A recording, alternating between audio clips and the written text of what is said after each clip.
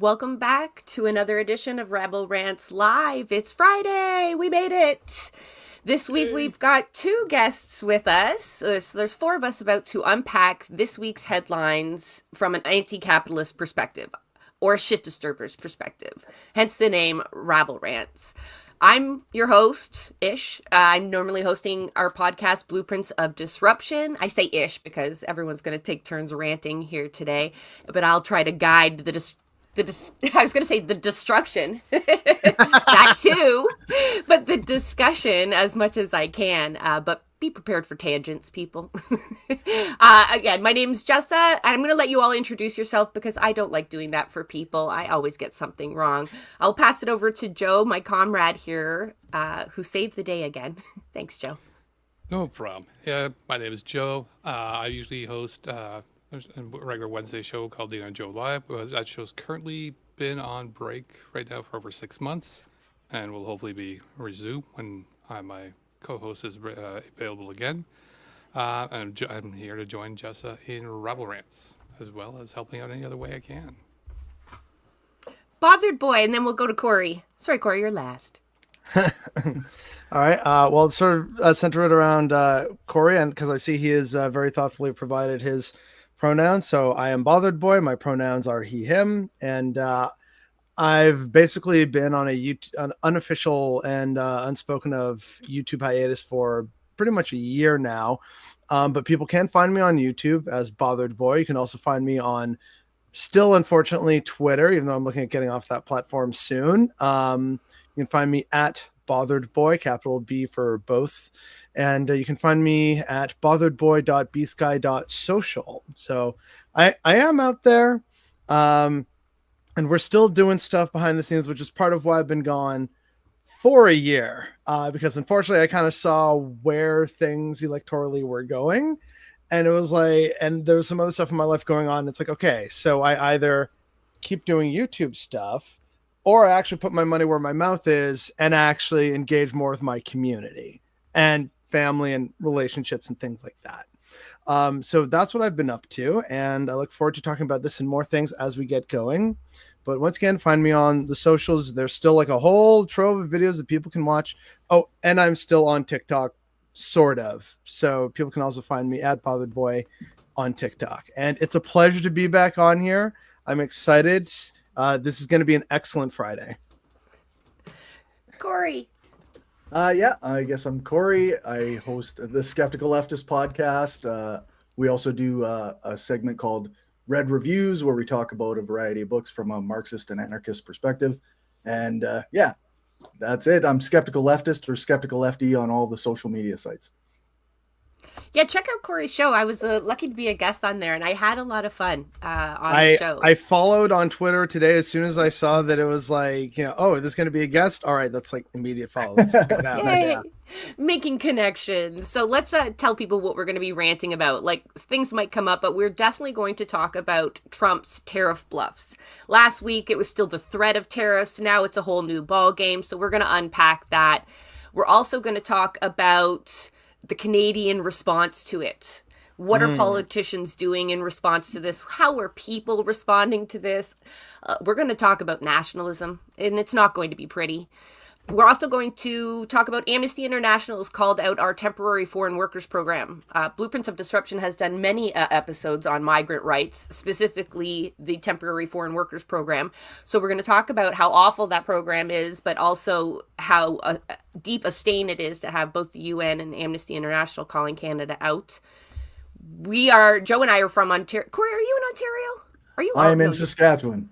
That's right. You just told us that. My condolences. Now. We're all supposed to be Canadian in this moment, don't you remember? Yeah. Whatever that means. Yeah. Well, we'll talk about what that means. But so we have an election here in Ontario, in case you folks weren't paying attention. And so we're going to update folks on a couple of items that are important to... Oh, there we go. Outsider. Voting in our elections. What do you mean? I live in Ontario. Oh, you do? Sorry. Bothered boy, I got to get my shit together today. But yeah, so we're going to talk about that, specifically the ODSP rate item that has entered the chat, thankfully. And I think we can't go through this week or any week without talking about Palestine. We are going to unfortunately have to address Trump's comments, and we'll take a look at the West Bank as well. But my favorite part of the show is the last half, which is our disruptive updates. So I'm not even going to tease you. You don't get any of those until you stay till the end, but we give you acts of resistance that are happening around Turtle Island, victories that have occurred because of those actions, and just other kind of stories that tell you that there's something being done about all these awful things that we're going to talk about. All of these headlines that you get mad about, there are ways to organize against them, not just to knowing about it is half the battle, right, G.I. Joe? And then we give tips for activists at the very end. So this week will be what to do when you're arrested, tips for when you are arrested, just to kind of, if that gives you a hint as the vibe of the show that we're going to be having. I can definitely add and contribute to that, because I've worked with some comrades in various places where that was the thing of like, what we're about to do has a high chance of us being arrested. So here's what we're going to do and what we're not going to do. So yeah. Good. Nice. The reason we're using this tip is because if you caught this week's Blueprints of Disruption, we got to interview legal observers called the Orange Hats. They are based out of Toronto, and they have been watching police tactics for the last, well, for quite some time, but for the last year and a half, the shift that's happened. And along with explaining the trends in policing that would horrify you, they also give a lot of advice to activists on how to respond to these changes, how to navigate the changing in policing. And then this week, we'll drop an episode with the kind of prosecutor angle. So lawyers will be on to talk about what it's like after you're arrested and charged, and what kind of political interference is going on in terms of Palestinian solidarity activism. But you'll have to wait for Tuesday on Blueprints of Disruption for that one. Okay, so let's get started. Folks. I'll introduce the headline, and you folks can just happy to unpack it. I've been talking about Trump a little bit too much, and I keep saying I don't need to talk about U.S. politics on here. It is supposed to be CanCon. Can't help it. Yeah. Yeah. Exactly. So we'll work in the Canadian response. Trust me, it's not always going to be regurgitating Trump. Joe, I see you have something lined up there. So yeah, this is to try to go over. I kind of wish I could have prepared something a little bit better in regards to video montage, because literally, in kind of hindsight, this week has been. The big thing was obviously at the last weekend was the entire tariffs, and it's kind of insane if you think about it. That's just a week ago, and we should have been able to say like, yeah, that's the big thing. No, a whole bunch of other stuff has occurred, including where he ended the tariffs. I'll play the video and then we can discuss. Perfect. Well, you're asking me a question because I'm sure you didn't hear. Am I going to impose tariffs on the European Union? I saw this. Do you want the truthful answer, or should I give you a political answer? Absolutely. So I'm like, he's just. So he's now doing this. He's threatening to do the entire European Union. This is a large collection of countries. He's already threatened towards Canada. He's already threatened towards Mexico. He's now doing the entire European Union. China. I don't know if that 10% one has actually started for China. That's a whole different thing as to that particular number versus what he was doing to everybody else. Like, none of this makes sense except for just causing smoke. And that's something that we'll discuss later on. But I mean, aside from causing smoke, there's no purpose to this at all. And I'm just, why is nobody saying this is just a bad thing? Like, unless he planned that he was never going to do it. He was going to always threaten it, and that's it, because they know they can't do it. But it's going to be just some sort of flex move. Corey, what do you think? What's the smoke screen for? What are these tariffs all about? It's hard to say because it depends I don't know exactly what's going on in the background when he's doing this up front, right? But I, like my co-host Justin always says, like, ignore as much as you can what he says and what he's doing out in front, because there's something else going on behind the scenes. It's not that he's like a super genius who's intentionally doing things, but like, yeah, he says a lot of crazy shit and does a lot of stuff that makes no sense, and a lot of really nasty stuff is going on behind him. So who knows? Like, I don't know if he actually knows how tariffs work. So I mean, if you see the street interviews, there's not one American that seems, unless they're an importer, that knows how tariffs work. It's astonishing. But if you know that, and Joe knows that, and I saw Bothered Boy nodding, like that Trump just says like ridiculous shit, he doesn't mean half the stuff he says, then why are Canadian politicians acting so concretely, right? I know the threat of tariffs was enough to get people to act, but folks were ready, lined up with policy responses, and it seems all of them were in these politicians' favor. So I would say, like, so, I think Joey said there's no point. There's definitely a point. There's always a point. We just may not fully understand it yet.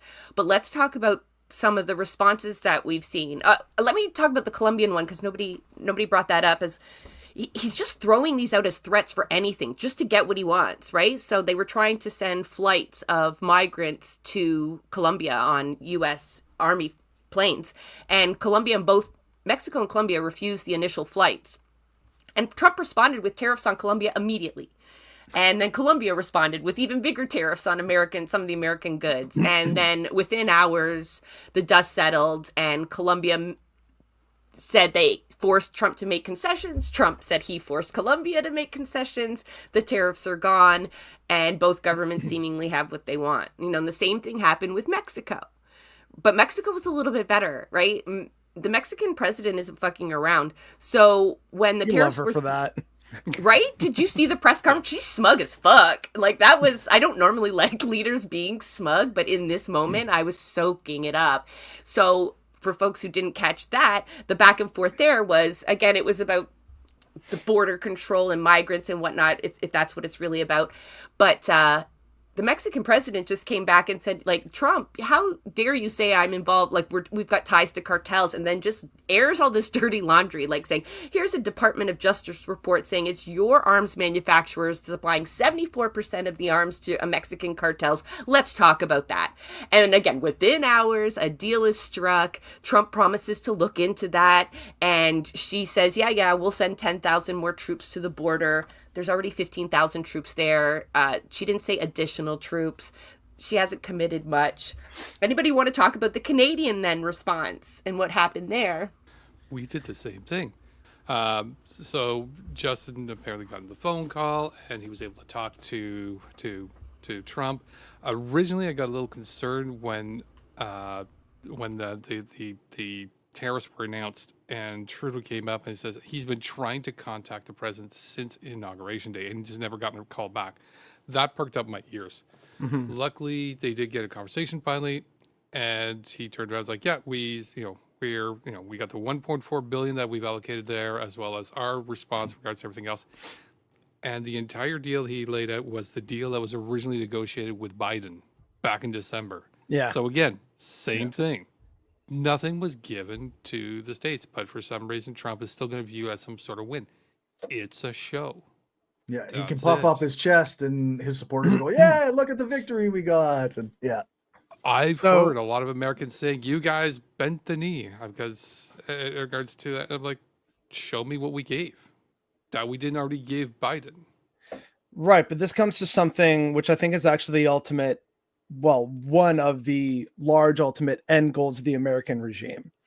And part of why Elon and his Doge department are running around trying to get all this data and delete as much as they can from CDC, whatever, is this is their final ploy to truly make it so that they can craft whatever reality they want for their base. So that whatever they say and do, whether it's actually objective reality or a victory or not, can be played and spun as a victory to their base, thus legitimizing him and his greatness and his power within the American system.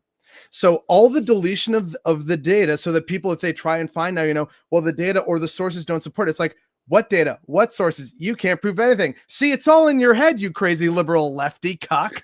And then we also have the fact that this also explains why he's trying to put tariffs on basically everyone. It's kind of like what that character Nemec says in Andor is, it hits you with like 40. You can't focus on 40 atrocities, whereas you could focus on one. So it's about doing as much as you can, as quickly as you can, to extract as much as you can. And so whether Trump actually gets concessions or not, all the little sound bites that get played by Fox, Newsmax, because again, remember what happened also before Trump was inaugurated? All the different media gremlins all went to him and basically groveled at his feet. Joe and Mika Brzezinski were like, hey, so like I know he said some things, but like we kind of really like being wealthy under the system. He's like, yeah, of course you do. So, you know, here's how this is going to work. And that also explains why like media is so silent, except when it comes to performative politics, because that also directly benefits the Democrats by showing that, see, we're doing something too, but then they don't actually do shit. Case in point, Ro Khanna was there. Like, I saw like a clip of it and everything on Twitter. He's like, you know, they're here trying to, you know, take away the Department of Education. And let me tell you, this is just really bad. Boy, my britches are in a twist here, folks. Meanwhile, he's still voting to confirm Trump's picks, which the Dems say are, you know, they're evil, they're anti-democratic. We got to fight back. And it's like, okay, talk to O'Connor about why he's not actually fighting back. But he gets a few minutes of play on media and libs eat that shit up because like, oh, see, they're actually doing things. And this is ultimately the end goal. The Dems, while still basically being in bed with the ruling class capitalist elite, they get their little media sound bites. It was the same in the RFK Jr. hearing where I'm seeing like several clips, including of like a guy I know I've seen a few times before, Michael Barrett, I think is the senator, the congressman's name. They're like, oh man, he tore into RFK. And it's like, and does this actually change anything? Is RFK not going to be confirmed? Are we hearing about any actual delay tactics from the Democrats? No, it's little sound bites. It's little visual, you know, keys jangling to say, see, the Dems still totally have your back, even though what doesn't get reported is that they are abstaining from votes or voting in favor of confirming the alleged fascists that they're supposed to be fighting against. And Trump still gets to dictate the terms of this and still get all these wins for his people. So while he continues to basically pick people's pockets, be they federal workers, and as Joe was saying, all these people typing in support like, oh, well, no, like clearly this must have been a mistake. Clearly Trump didn't actually mean to hurt me. And it's like, people, policies don't work this way. They don't really get to separate, you know, from individuals within a system. It is going to affect you systemically, which is what we've been arguing for fucking ever at this point. But he still gets to do all of that and do all these other little things that, again, get disseminated by the media of choice that supports him. And now all the tech bros who are on his side and support him and are empowering him and giving him money and like influence, basically. And so they still get to say, nah, see, we made Canada and Mexico and Colombia and everyone bend the knee. And like everyone's actually like America's being respected again, when a casual look everywhere says, no, it's not. But that's what this is. All these different parts, and who's now in control of either media, sensitive data, algorithms, the banning of TikTok, the likely banning of DeepSeek, because it's apparently better than whatever the tech bro oligarchs have made. All of this is connected to what we're like, unironically, this is the actual true arrival of 1984 style, like media and thought control. That is what is happening right now. And that's why Trump is saying and doing all this stuff, because that is them testing this theory and finally putting it into play. That's also why Elon Musk doesn't care how much air quotes money he loses, because he knows he's going to get free money from Trump. And he, along with Thiel and all these other like apartheid goons from South Africa, are now fully in control of the media and the messaging and the people who pay the media to disseminate the like message that they themselves want them to disseminate. And the Dems are simply just controlled opposition, which is why you're seeing finally these people yell at the Dems when they're trying to show up in front of Congress. You finally have like citizens yelling at Dems, and that just warms my heart. Yeah. Anyway, sorry, rant over. Sorry about that. No, that's what we're here for. But I just want to kind of pull it back into the Canadian realm a little bit and what it's allowing Canadian politicians to do. So first I'm going to highlight the BC NDP, because I think this gave a great example as to like what could happen behind the smoke screen. Like Botherboy just gave endless examples, but also maybe, Joe, could you share that last link? I put it in the private chat. It's thankfully Dogwood BC is keeping us up to date, but David EB out in BC is using this as a reason to fast track a whole bunch of energy projects. And like at a far glance, that might seem like a good idea, right? He's selling it under the guise that we want to lessen our dependence on the Americans. But it's all bullshit because he is essentially facilitating pipelines for LNG projects, among other things, mining projects that are on disputed land, on unceded territory. But he's building pipelines that will go to all of these ports that are being proposed under Trump's drill, baby, drill initiatives. So we're talking about Alaska as an example. And not only are these projects the opposite of what climate justice activists have been demanding for years, and they work to help get the BC NDP elected. They're feeling that right now. I mean, Dogwood BC, they're not naive. They have been holding people accountable this entire time, but thank you. They have got a campaign there to appeal to EB. Some of these projects that he's pushing through are actually owned by American companies. So the whole selling by Canada nonsense that he's using, and even though the tariffs have been postponed, he's recalling the legislature in order to put a lot of these things through. Now, not everybody's clear on exactly which projects are going to be fast-tracked, but, you know, other provinces are watching this, and this, when we go into times of crises, we often allow our politicians to do anything. And one only has to think back to 9/11. I mean, I might be dating myself here, but that was a time where even progressives were not pushing back all that much on really police state reforms and secret courts with, you know, warrantless arrests. And I mean, it's endless, the civil liberties we gave up in that moment. And I feel like I know we're not talking about civil liberties here, it's economic, but they're all tied together because a lot of these projects we're talking about are on First Nations land. And so, yeah, the fast tracking is just something he likely politically couldn't get away with without the threat of tariffs, right? Especially an NDP premier. But some people will do anything when they think their country is being threatened in any way. And yeah, it's a big red flag.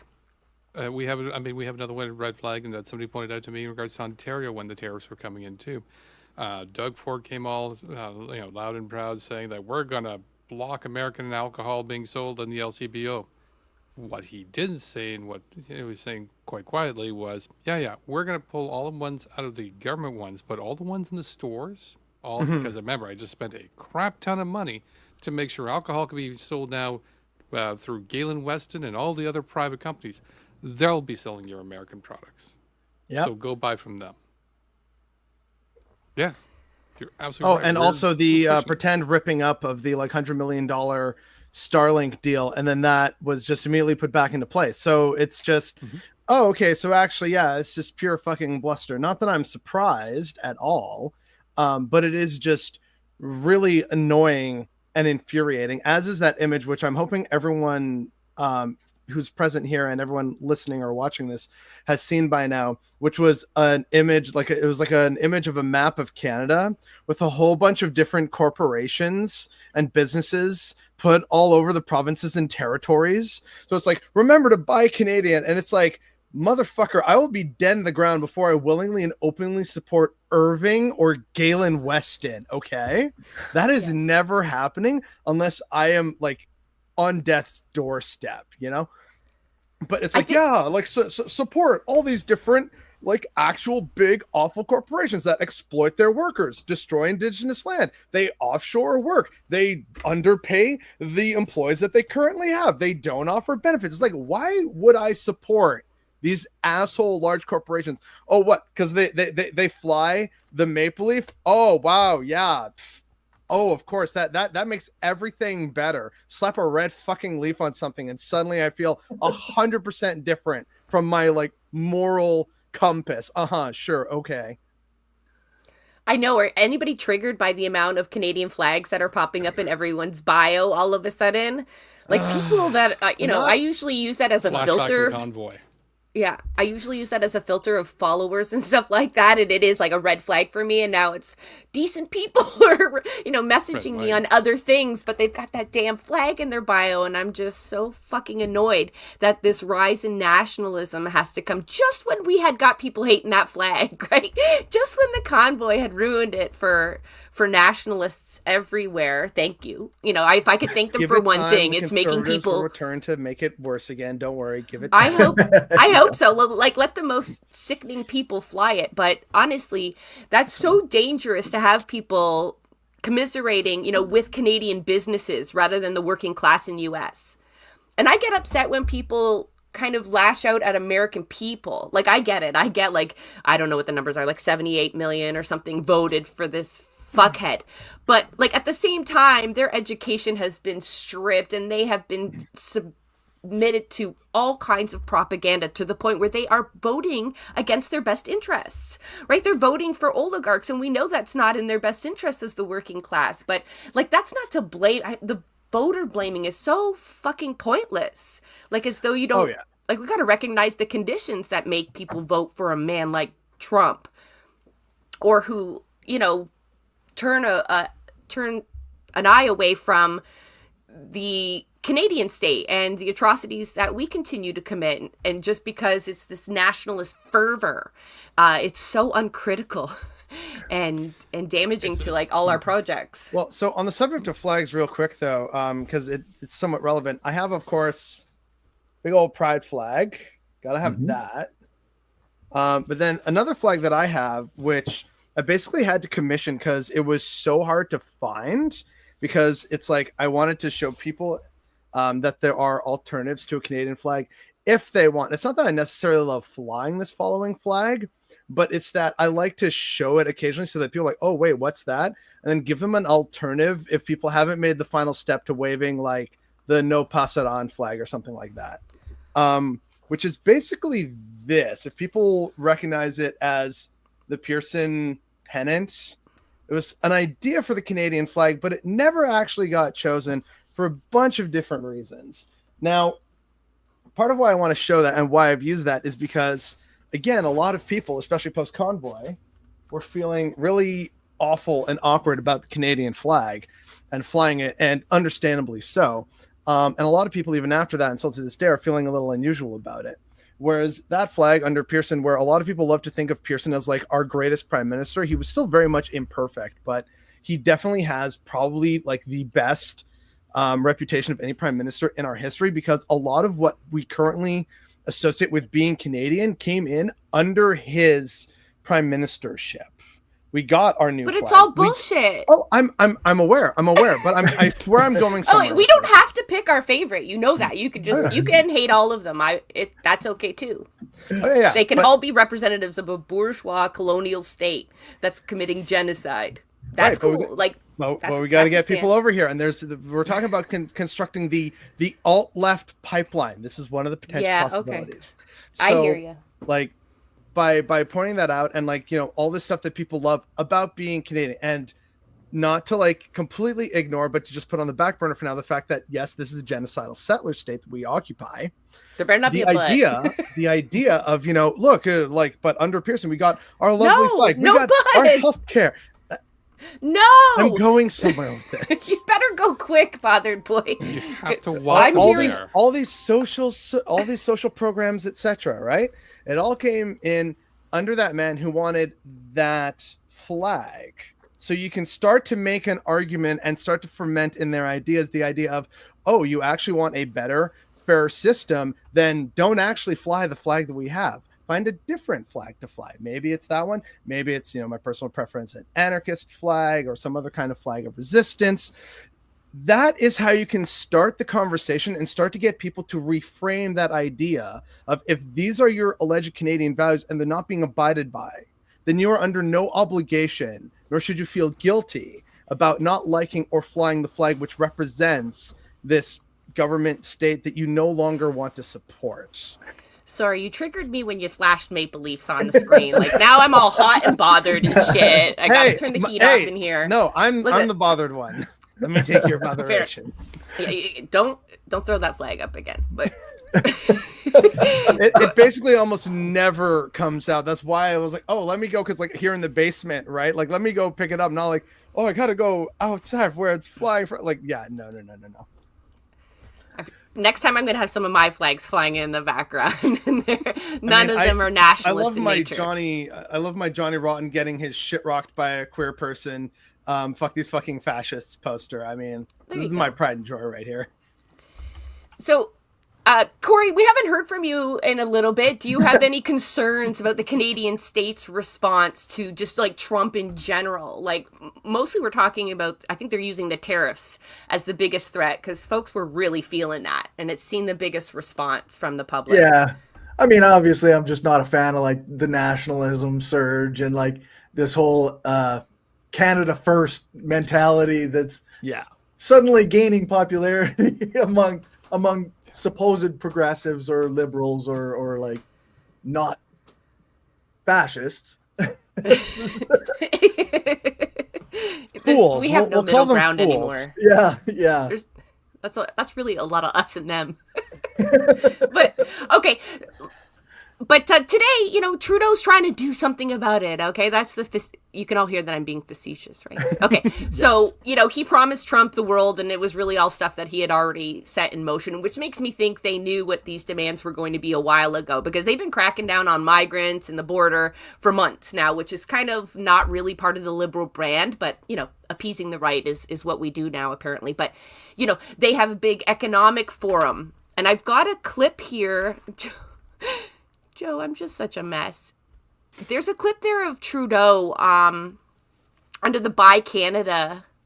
It's the second. Here, let me just drop it.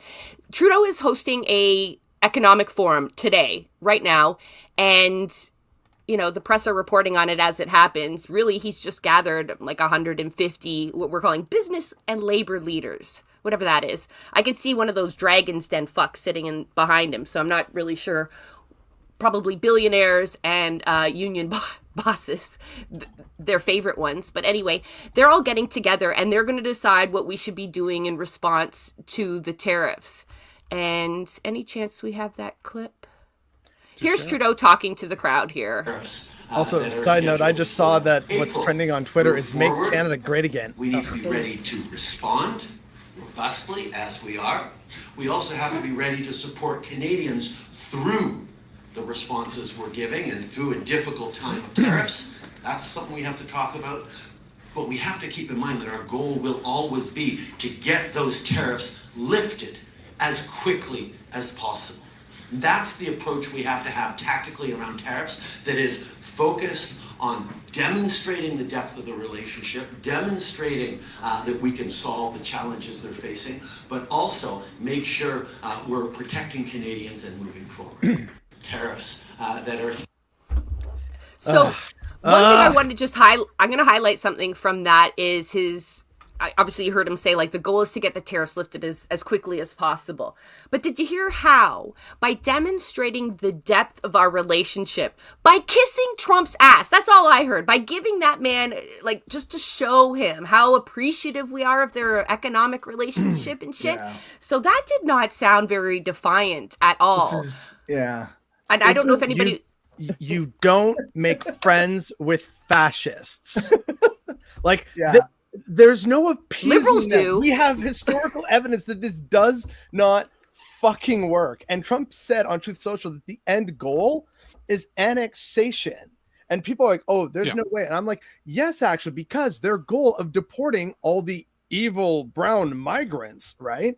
Their goal is to get rid of that, to whiten the nation, right? Because this is now a white supremacist fascist nation state.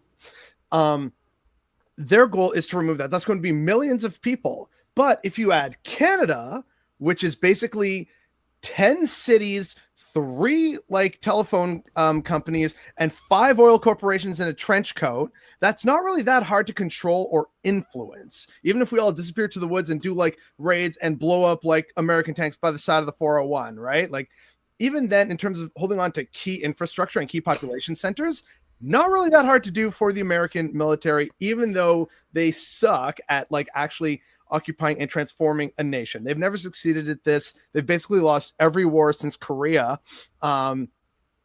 But like the goal is to then integrate Canada so that it has all this extra land and resources. And I'll get to that in a hot second. But the main goal is to add another labor pool of majority white workers that would also be cheaper to employ. Not as cheap as migrant labor, but it would basically be a big old bandage to put on top of their mass human displacement program.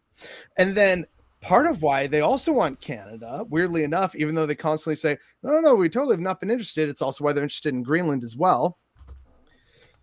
As the world melts and as the Arctic becomes ice-free, there is a ton of oil and gas up there that corporations, be they Canadian or American, would want to exploit. So beyond that, and as well as like fishing rights, as it gets warmer, you know, agriculture might have to move north, although that's limited for a completely different reason. The goal is for like, not just so it looks bigger and better on a map, but it's purely about material wealth, cheaper, and in this case, majority white labor pool, and also about having even more areas for economic, especially oil related and gas related exploitation. That is also why they want like absolute control of the Panama Canal.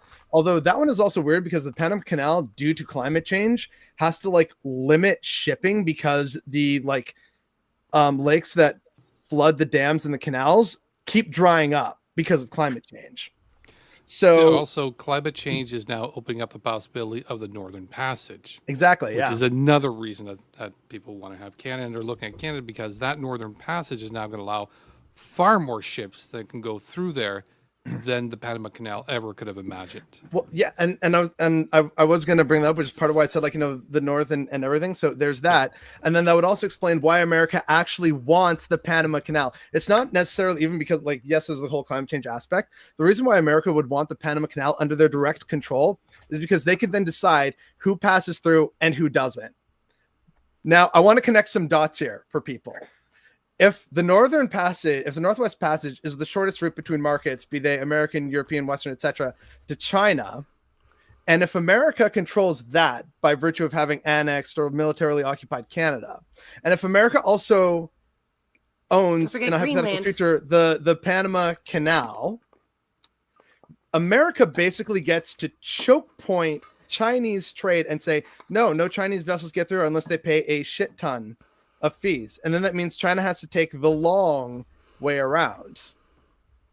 That is the ultimate goal. This is still ultimately all about China because China did what the West said it was going to do, but then never did. China invested in green energy. China invested in actually meaningfully trying to lift a lot of its people out of poverty. And so now, like, I've seen articles like this in the Globe and Mail. It's like, we need to, you know, it's a problem that China's competitive. It's like, I thought we welcomed free market globalism and all this stuff. Why is China being punished for succeeding by the rules and the infrastructure by which, like, this whole world order was set up by the West? A non-Western country made it and succeeded, and they are trying to punish this country for it. And that's why America is turning its back on the international order, and China is just stepping up more and more because China got its success through the current world order and it wants to see that so that it can kind of be like the new lead herald. And America is not used to sharing its toys. And so it's taking all its toys and leaving. And now it's trying to put a lock on the fucking playground. All right. That's what it's about. Let Corey and Joe chime in here on this topic as well there. Yeah. The one thing I wanted to add to as you were saying there, was all it reminded me of is this is a macro version of GameStop, where it's like, no, you can't get into the market and get in there, and then suddenly they get in there, they start exploiting it to make money. Like the individuals who are right now, we're exploiting the people who are making billions on the short sells.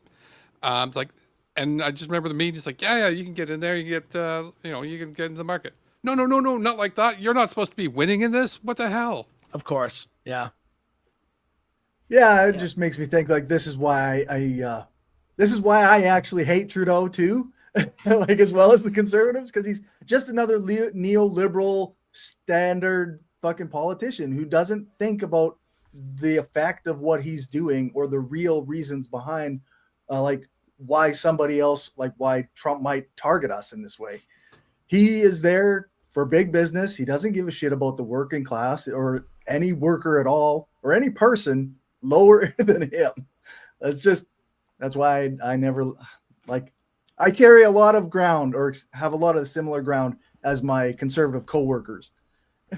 Oh, So- I preaching to the choir there, buddy, because my coworkers are confused as hell. Where they're like, "Wait, so like we constantly hear you like yell about Oliver, but also you hate Trudeau. So what are you, an NDP?" And I'm like, "No." And I'm like, well, what? I'm like, "I'm an anarchist. Let me spell it out for you guys."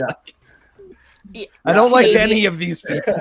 I didn't pick any of your teams. Like, No, people get really confused, right?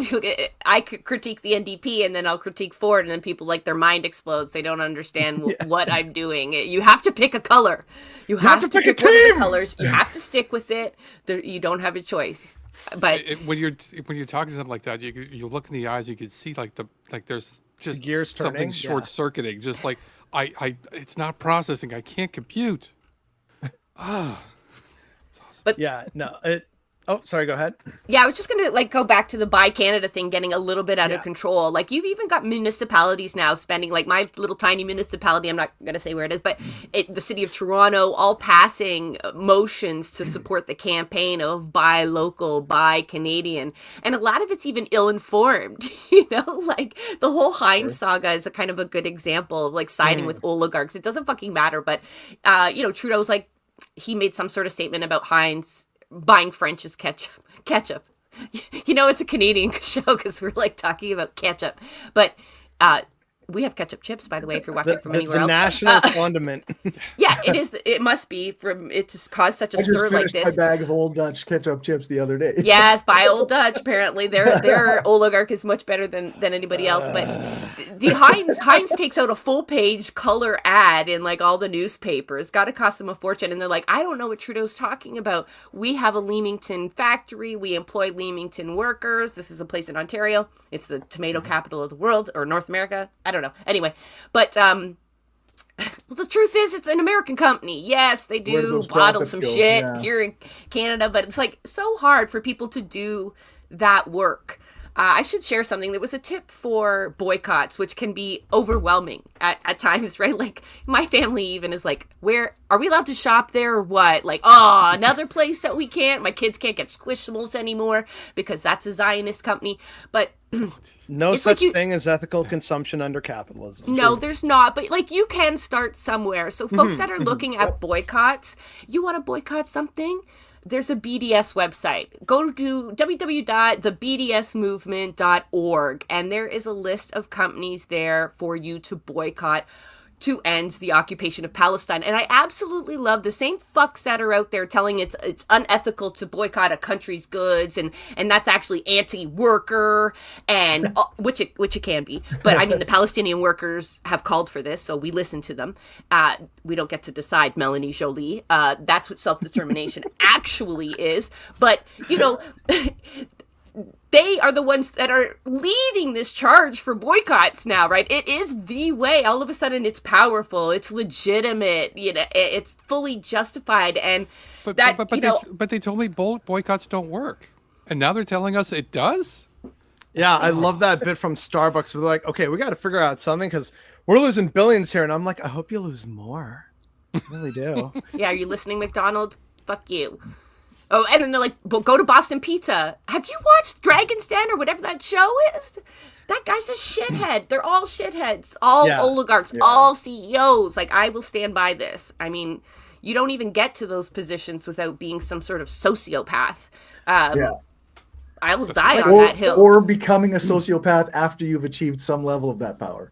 Because Sure. that's a thing for sure. Acquired sociopathy as you gain more and more power, that's a real thing.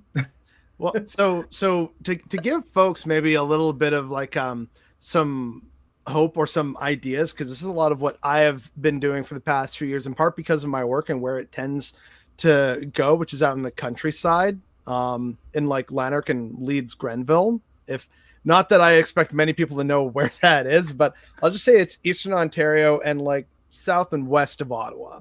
But basically, all of my eggs come from small hobby farmers or like people with rural property. A lot of my vegetables come from like small independent run like supermarkets or just like fruit and vegetable stalls run typically by actually now these days people from the Middle East.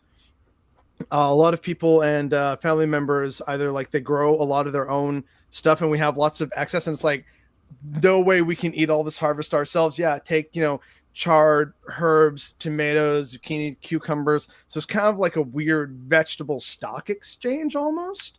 And then there's also like some people that I know who do hunting and occasionally get like a portion of game meat that I either pay for or fund in some way, and then I get a portion of that back from duck hunt, goose hunt, deer, whatever it was, fish.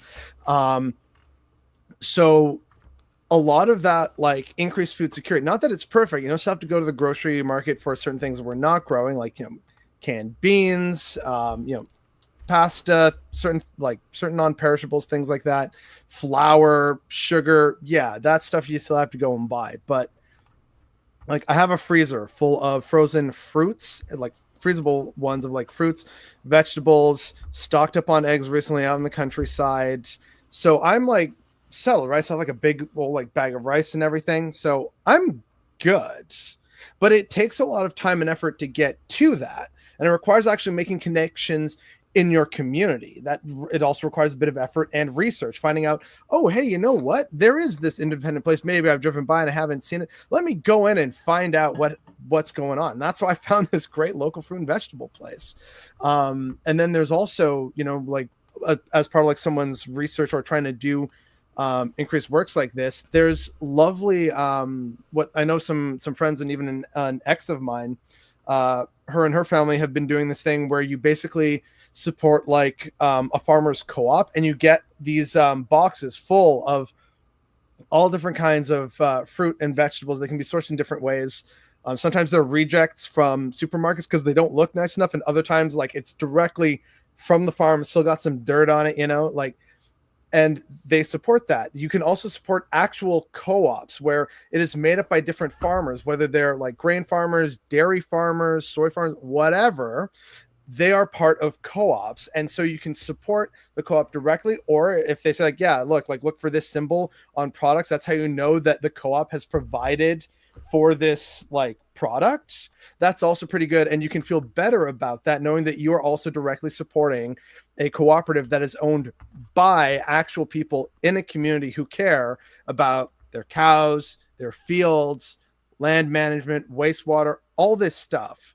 Because people tend to forget that rural people, while they do tend to be very conservative, there's a reason why usually the second most common election sign that you will see other than blue is green, because these people do care to a certain extent about environmental policies. The guy where we tend to have done our turkey hunting in the past, he has a massive solar farm out the back. So like these are things that people can think about and consider, and the types of connections you can make. That's probably not going to be too far from anyone. If you live rural, then you're already off to a great start. If you live in the city or a suburb, it's not going to be that far out of the way to find at least a handful of people who are doing something like this. And upon doing my own research in the like Ottawa, Gatineau area, there's a whole bunch all over to the north, east, south, and west. There are co-ops. There are like little like mini collectives, communes, independent farmers, and like families who will absolutely be more than happy to share the bounty of their produce and have you buying and supporting like local goods to help you with like food security, which I know is a crucial thing right now because everything is so fucking expensive. And like I feel Galen. that too. Yeah, it's at scale, but like y'all gotta start. Oh, sorry. You're like on a nickname basis with the fuck. but yeah, so like that's just like an example of some of what I've been doing.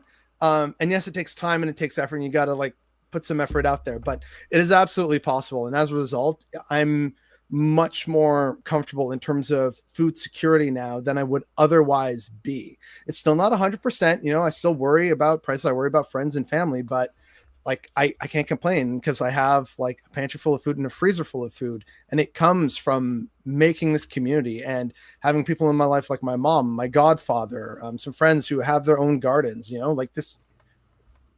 That's the secret, everybody. It's community. That's the answer to everything. I just want to draw attention to one of the viewers' comments. I've highlighted it on the screen. There is a boycott app, and you can actually scan while you shop. So nice. There's tools out there. A lot of organizations are doing the work too. Again, the BDSmovement.com. Before we move on, or .org, before we move on to the next topic, you can see there on one of our banners. It's not in our imagination, this surge in patriotism. Someone took a poll, someone paid for and took a poll, and it's not good. I mean, I would say it's not good, but other people are just thinking this is the bee's knees.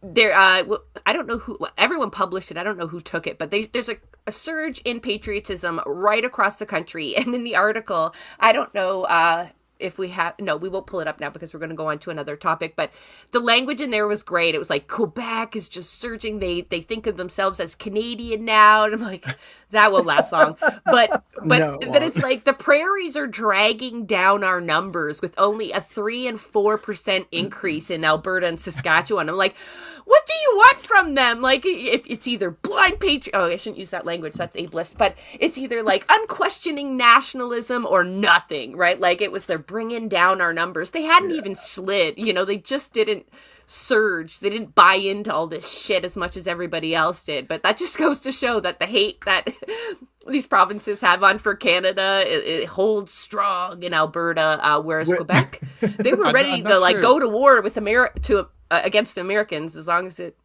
Yeah, I wouldn't say it's that the West is not buying into it as to a fair amount of population there is also open to like no. Can we be the 51st state? Like, the Wild Rose Party there's exists. a movement there that really, really wants to join. Danielle Smith, we're looking at you.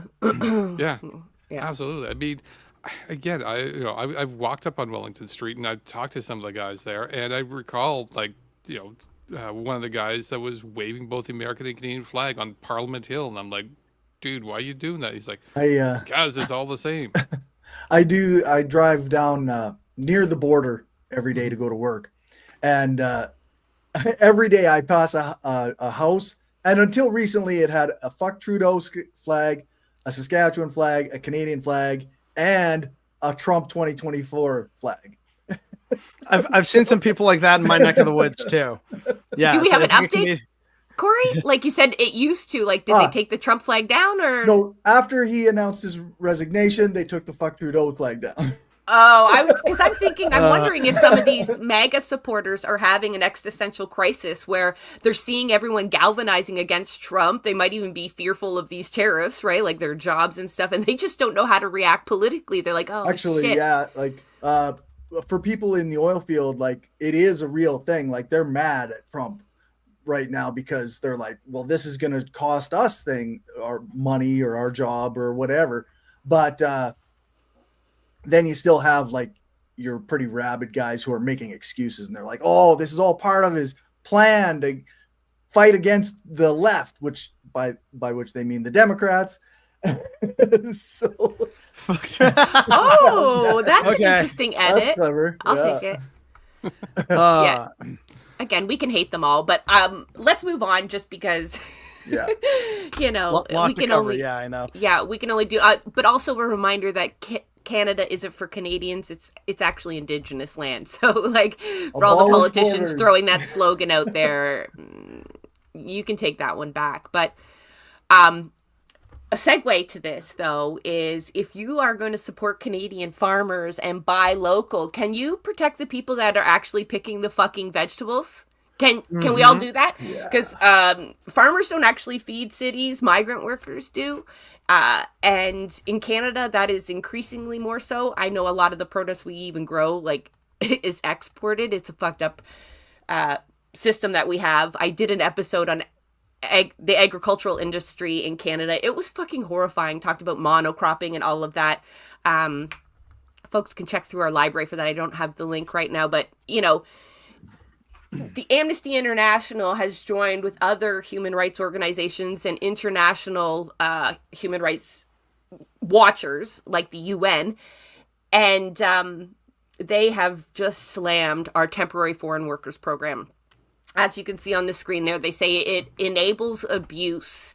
That is such an understatement. I'm sure if you go through the statement, well, I did, there's horrifying stories. Like, you get to hear individuals' stories of how exactly they're exploited. But I'm going to just take a second to talk about the program, because I don't know if a lot of people realize just how horrible it is.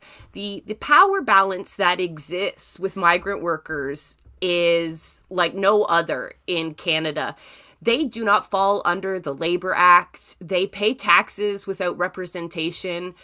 In many provinces, they don't even have access to healthcare, even though they're paying taxes. This is above and beyond the fact that it's a system designed to bring in workers to pay them much less than you would dare or could legally pay Canadians or people living in Canada under a different status. And the UN was closer in their description. What was their quote? It's a breeding ground for contemporary forms of slavery. And when we had Chris Ramsaroups on from Justice for Migrant Workers, which is a great group to support if you're looking to support migrant workers, he called it apartheid. And he made a very valid argument to that point. I mean, temporary foreign workers are under one employer. They are beholden to a single employer. They can't change employers unless they can prove incredible amounts of abuse. And even then, they carry with them a status that the next employer knows that they had ratted on their last employer. So you're branded with a scarlet letter on your permit applications. And so essentially that just means you can't be a migrant worker anymore. You're sent home. Same thing as if they get sick. A lot of them, because they don't fall under provincial healthcare coverage, they're just sent home and replaced. Or they're forced to work sick. Or they're forced to work sick and die. So a lot of the mobilization that came around was when COVID started. And, they're still fighting the horrible conditions under which they have to live and work without any COVID precautions. They're living in close quarters because their employer is responsible for their housing. Could you imagine, everyone just think of your worst boss right now, the worst boss you ever had, and he got to decide how you lived with very little oversight. And, you're not going to go to your lawyer and complain. You really don't even have any recourse at all. You don't have your family with you to even commiserate with, but you do have other workers. So they are quite militant. A lot of folks are organizing as temporary foreign workers. They're not allowed to unionize, but we know that legal unions aren't the be all end all to unionizing. So there's a lot of organizations like migrantrights.ca.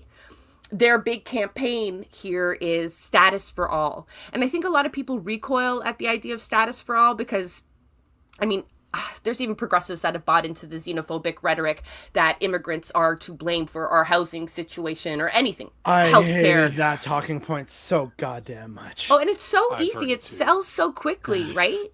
So yeah, it's easy for folks to say, just cancel the program. Even leftists should be like, there shouldn't be a program where you're allowed to exploit workers, where it's legal to bring exploited workers over. And, but it's this tangled web because there's economies. We were talking to someone in the Philippines, but there's entire economies that are based around the remittance, right? Of people sending that income back home. And so the answer isn't simple. But if you gave status to any worker we needed, right? If you acknowledge that we need their labor in order to make our economy work, then you should be providing them with the same protections as any other worker in Canada. And so the Status for All campaign gained a lot of steam until the Liberals took a real anti-migrant turn. Yeah. They had even made promises to work towards status for all. And they had done some work in terms of the caregivers program. I don't have the details, but there were victories there. And Trudeau promised more. And then it was it was just this about face turn. We did many episodes on all the visa changes international students, temporary foreign workers. We've covered this many times. It's like leaving 1 million people undocumented on top of our border security. Like, it's just real anti-migrant shit. But Amnesty International, you know, calling us out like this again. I mean, this isn't the only time they've called Canada out. Our abuse of Indigenous land defenders has been top of one of their campaigns for a long time. But, you know, growing up as somebody who wanted to work for Amnesty International as a kid and, like, just look to that organization. I mean, I don't go to the human rights approach anymore. But that's to say, I never thought, I think I was naive as a young kid, though. I never thought Amnesty would be mounting campaigns within Canada. It was always other despot regimes, right, that were targeted. It hasn't happened for a long time, but the lens has been turned inwards, and it's not fucking pretty. So I don't know if I kind of give the gist of the temporary foreign workers program, but if anybody wants to comment on that and just... The one thing I was reading through it, and it was one particular thing was the employer has the full control of that employee. The arrangement's not for them to be in Canada to work. The arrangement is for them to come to Canada to go work for that employer. If something happens between them and the employer, they're going back to the country. So they have no control, especially if they're desperate. That employer has the entire power. And this is where, you know, Amnesty International is calling out saying, like, this is a complete breeding ground for abuse of power. The employer can ask anything. They can make them work longer hours if they wanted to. Oh, you're not working out? I'll swap you out. Like, this is horrible that we let this program actually go through. Well, the other thing that I want to reiterate for people is that while this does tend to be a lot of, especially agricultural workers, it's not strictly that and that's part of why, like, there was a little bit of media noise around, like, how, you know, temporary foreign workers can be found in all sectors of life, as Jess was pointing out, nursing care. But also, like, there are people, whether they're here on student visas or temporary foreign worker visas, they're being held by sometimes like people who are franchise owners of, like, shops that you go to. Like, it could be your convenience store, it could be like Tim Hortons, it could be, you know, like someone's small business in, like, you know, like urban Main Street, wherever, you know, Ottawa, Toronto, Montreal, Vancouver. It's maybe just an office of like 10 people, but like half of those people in that office could be temporary foreign workers that have been brought here from somewhere. That might be software engineers. That might simply just be as like cheap, you know, office workers, and like have them do all the heavy lifting and dirty work and going through papers, filing, etc. Like, this program is sinister and everywhere, which is why I'm actually really glad, Justin, that you made that point that that former guest made it basically a form of apartheid, because these people are walking around and in theory being part of our society, but they're actually separated by a lot of legal, like, they don't have the same legal protections that we have, even though they are still participating or trying to participate and contribute to our society and our economy and our infrastructure. And if you just kind of lay that out to people, I would hope that most people would say, oh, you know what, that is actually really unfair. These people should have rights. But then you also make them realize that they're brown, and then, like, you know, can't help but just be racist. It's in our bones to be racist in this country. But it would be nice if people could kind of realize, oh, you know what, actually, this is really unfair and it should change no matter who's in charge. And like any of the points of like, oh, but they're making housing more expensive. Like, no, what's making housing more expensive is using it as a financial asset. That's what's making it expensive. Homelessness did not exist before the Industrial Revolution. Like, no, we did a great episode called The Tenant Class, and it was after a book named the same thing, The Tenant Class by Ricardo Tranjan. And he makes a great argument there. He says there is no housing crisis. It is working exactly as it's designed to do, right? To take the money we finally get from selling our labor and to give it back to them. So, yeah, but I mean, that's a whole other discussion. Sure. But I told people to be prepared for tangents. I have ADHD. I'm not sure if anybody else does, but like, yeah, we end up talking about have the autism. So much. Me too, but usually that's does other things to the conversation. But either way, I do have ADHD, but I've had a lot of caffeine today, so I should be focused. I know I had a homemade ice cap, but it's empty, people. We'll fix that later. But back to the temporary foreign workers program just for a second. I've shared something on the screen. Joe, I shared something on the screen. I know. I know. Okay. I'm quite proud. I just wanted a round of applause for that, by the way. But Oh, wait. I got a button for that. I know you have a button for that. It's a toy. Yay. Yeah. Okay. That's amazing. We're getting there. I love, but so there again, like a lot of the things we're talking about, people are mobilizing against it. So this is one group that is invaluable to the movement. It's actually a collection of all kinds of organizations, coalition building people. It makes the work so much easier. This is the Migrant Rights Network, and they have been around for a very, very long time. And the whole point of starting this, not to just secure migrant rights, but it was to challenge labor and Canadians to and that racist to our bone mentality, right? Like, because it's so easy for the labor movement, especially, to just like not worry about that sector of workers, to allow the racism that exists. Like, that's just too big of a hurdle for them, right? But if you go at it head on, it starts to shake all of that off rather than like avoiding the topic because it might not be popular. A lot of resources have been pulled into this campaign because it confronts that racism head on, right? And doesn't just ask you to like ban them from the country. That's just not the solution, but it's to treat them as equal workers. And I thought, like, it's just such a brave approach, and it did gain traction. So if folks want to lend their voice to that, you can do that through the Migrant Rights Network, or again, Justice for Migrant Workers. So Heck yeah. yeah, just good people doing good work.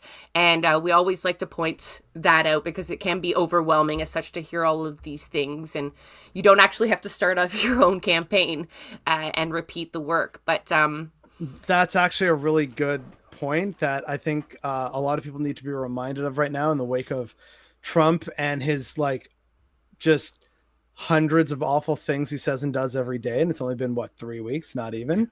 Yeah. You don't need to reinvent the wheel. There are organizations out here that have been doing this work for a long time, including when a lot of people were still asleep during the Biden administration. So these organizations exist, and more than likely, they would love to have you. So if you feel like you have the time to volunteer to one of these or a couple, they would absolutely love to have you. Yeah. You just got to find them. And depending on certain ones, there might be a bit of vetting involved. So, well, folks, if you're on this channel and you hopefully know about our podcast, it's called Blueprints of Disruption, right? And the only thing we really do is interview activists and organizers from coast to coast and beyond, right? Not just Turtle Island even. So we try to point people into these avenues, but at the same time provide tools. So, you know, let's say you do want to start one of these initiatives locally, or there is an absence of this. It's not as daunting as you think to start a mutual aid group or a street team or any kind of advocacy group locally. So, but chances are there is probably someone doing at least a little bit of that work, and teaming up is a far better idea, even if there's some issues, right? Like, the purity test is important, but like there's also sometimes like work you can do inside that could improve. So don't be terribly scared. But when it comes to the Ontario NDP, I don't know if that's possible. Yeah, that is my transition. That's my transition into the Ontario election. So buckle up, people. Sure, but while we're transitioning to that, I just have a question for Joe, because this also kind of touches on what we've just been talking about. You said like you saw the Wellington Regular, so you're in Ottawa, right? Oh, I am, yeah. Are you familiar with hijinks? Hijinks, I'm not. No. Oh, okay. I'm so glad I told you about this. They're on, I think, like Kent or Bay Street or something, like just north of Somerset. Okay.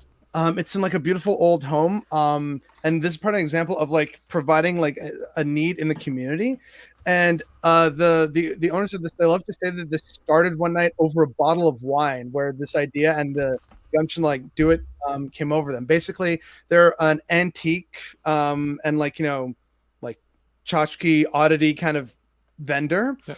But they also have a community kitchen, and upstairs is like some other like rooms, some bathrooms, like emergency shelters. And basically by supporting and buying stuff from their shop, you are directly feeding and clothing people in your community. So it's kind of like all self-contained. So I love shopping there whenever I can. Like when I get into town, on a weekend. It's like, all right, okay, we're gonna go out for brunch, then we're gonna go to hijinks, everybody. Yeah, let's go. Yeah, buy stuff, support them, buy it. And yeah, it's really good, really fun. They just saw a need that needed to be filled in their community, and it came up over a bottle of wine, and now they're doing it. And so, like you see, again, it doesn't have to take much. Maybe it is something that you start new, or you start with like a couple of friends or like a coworker, someone, and you just start filling needs. I love that. I made a note. Hijinks. I will try to. I'll boost them a little bit. That sounds very interesting. But let's move on to Ontario. All of this stuff is applicable countrywide because these politicians pull the same shit. And specifically, I'm going to kind of hone in on ODSP. And so for folks outside the province or inside the province that don't know what that is the Ontario Disability Support Program. Support is in quotations because it does nothing of the sort. What it is legislated poverty. Again, we've done many episodes on that, but one that we did, the title kind of explains it all. It's work or die. And that is under capitalism, you either work and produce and sell your labor. Like you have to sell your labor. You have to sell it. You can't give it away. That doesn't count. Or die. And that's really what disabled people are told in Canada. When you pair this with the expansion of the MAID program, which is not something I'm going to get into today because I don't have the time to give it the time that it deserves, but it is just a eugenics program. Because I swear to God, the rates that people are asked to live on in Ontario, I can speak to, are just abysmal. If you know someone on ODSP, you know it the last week of the month for sure. They have probably no food. They need a boost up. It's ridiculous. Our food banks, Toronto's called a food insecurity crisis, whatever the fuck that means. Like they're not going to do anything, but it's like people can't eat. They can't even pay rent on these rates, and everybody knows it. Mm-hmm. So thankfully, in the Ontario election, the Liberals came out first, although Merritt is the leader of the Ontario NDP. She mentioned that they would double social assistance rates, which is ODSP and, welfare. We call it Ontario Works here, but folks would kind of know it as welfare, that she would double those rates. And Bonnie Crombie of the Ontario Liberals has promised the same. This is welcomed. I mean, it's one of those things where I could always pick apart a policy. Like doubling is still not enough. Doubling is still not meeting the level of rents that are in. Like, I mean, we could have rent control. There's lots of things that we need, but huge boost. This would change the lives of people on ODSP. However, it still would not lift most of them out of poverty because if any of them live in the urban centers where rent is just through the roof, it's still not enough. But it's the first time I think we might see parties competing. Well, I say the first time, but we had an election in 2022 and I think it was the Greens. Might get this wrong. I think it was the Greens came out first, and they're like, "We're going to double ODSP because the Ontario New Democrats had suggested a 20% increase." And when I tell you the members were pissed, again, understatement, such a huge understatement. I mean, disabled advocates inside the party had spent all their spoons, so much energy on pushing the party to do better on this line. I could spend hours talking about how the Ontario NDP specifically has fucked over disabled people inside the party and with their policies. And have you talked to Lulu about this by any chance? Oh, yes. Okay, because my God, the stories Lulu has. And if anybody knows Lulu, send healing thoughts Lulu's way. Lulu, if you're watching, we're thinking about you right now. But yes, Lulu was on to talk about specifically their attacks on autistic members. But we've had many testimonies on lots of things, but they came out with a 20% increase, and that was just abysmal. And it was huge amounts of pressure that actually got them to change that mid-election, which you don't see very often, right? They had contemplated, their consultants told them 20%. That sounds good. That sounds generous. Members were like, fuck no, and they changed their mind. So I'm so happy to see not only social housing being part of the platform, the Ontario NDP. They still have work to do. Like, it's still like, I like it, but here's what I would also do. It's still a party in a settler state, like it's got some fundamental problems. Yeah, and but we have crumbs, like, so we get really excited when slightly larger crumbs start falling, and Yeah. and it's I like hate you how do right have to you pick are. the lesser evil, right? And so like Ford is not going to do fuck all. So now it's like folks are looking at these two parties to see, like, it's not costed yet. None of them are costed yet, but it wouldn't cost all that much, to be honest. And if you're sending out $200 bribery checks to everyone, you can afford to up disability payments, because the feds mine. fucked over disabled people, right? They promised a federal disability benefit and never gave it to them. It's still like in the process. It's just, anyway, just, and I need to remind people, because this is one of the greatest points. Do you remember when we were all in lockdown for COVID, when it wasn't really a lockdown and COVID is still around? I feel like I need to remind people all the time. Remember how many they sent us? They didn't even send that to disabled people who need usually different types of food. A lot of disabled people need special diets. There's mobility needs. There's special housing needs. It's quite often more expensive to be disabled than not. Well, it not more often. It is, right? Like glasses, it's endless. Endless that disabilities cost more, and we make sure they live in poverty. I mean, they're not even allowed to earn all that much after. Like, let's say you have a side gig and you can pull in some extra dough to supplement it. They cap them. So at some point, you start clawing back their benefits. You get federal benefits. Some of those are clawed back too. A lot of them are clawed back away from them. And it's like, it's maddening to see it at this level. But again, the Ontario election, it's a talking point. And so I want people to keep that a talking point so we can get them like outbidding each other on our social safety net, because Ford's dismantled it. And And the he just feds keeps aren't giving there. our money away. It's like, oh, we're gonna like spend a bunch of money so that like private corporations can get liquor into the stores faster, and then that impacts what the LCBO is able to take in, which means less infrastructure for us in the public money. But of course, he's not actually lowering our taxes. It's only on like the upper percentile. Even the federal libs were like, oh yeah, by the way, we're actually going to delay the capital gains tax. It's like, all of you suck. Like, I can't stress that out. You're like, well, do you want Pierre to win? It's like, no, but I would like someone to give me something better and more hopeful to vote for. Otherwise, I'm going to stick to what I know, which is locking places up and or setting them on fire. Like, that's what I know. That's what I'm good at. So, Stay tuned for our tip of the week at the end, then what to do when you're arrested. But I know a lot of people, like, you have to imagine there's disabled folks out there looking, going like, this will change my life. Like this isn't free tools on the 407 where you're like, awesome, I can go to my cottage faster. Like, this will boost the very bottom. And the one thing about increasing minimum wage and social assistance for all those fucks who only care about the economy, that's what I called you. They spend every extra dollar you give them, right? Because they are fucking starving and they need stuff. And so the second you give them money, and I don't want to hear about fucking financial planning, they spend every dollar. So it just goes back to the oligarchs in the end, all right? So don't worry. It all comes back to you. But it's just trickle down. Oh, sorry. It's not even an economic decision. It's a ideological one that we keep disabled people in poverty, because it's like kind of like healthcare, where a little bit of spending would actually save you so much money. And we know this, like homelessness and all of that. But there has to be an example of what happens when you can't work. Right. And even though disabled folks are there by no fault of their own, like nobody's not working out of their fault, but you know what I'm talking about. It doesn't really matter. If you're an example, there can't be examples of people who can exist within the system without selling their labor. Yeah, we must all be afraid that we'll lose work and then we'll lose our livelihood and we won't be able to survive. Yeah, that's how they keep you under.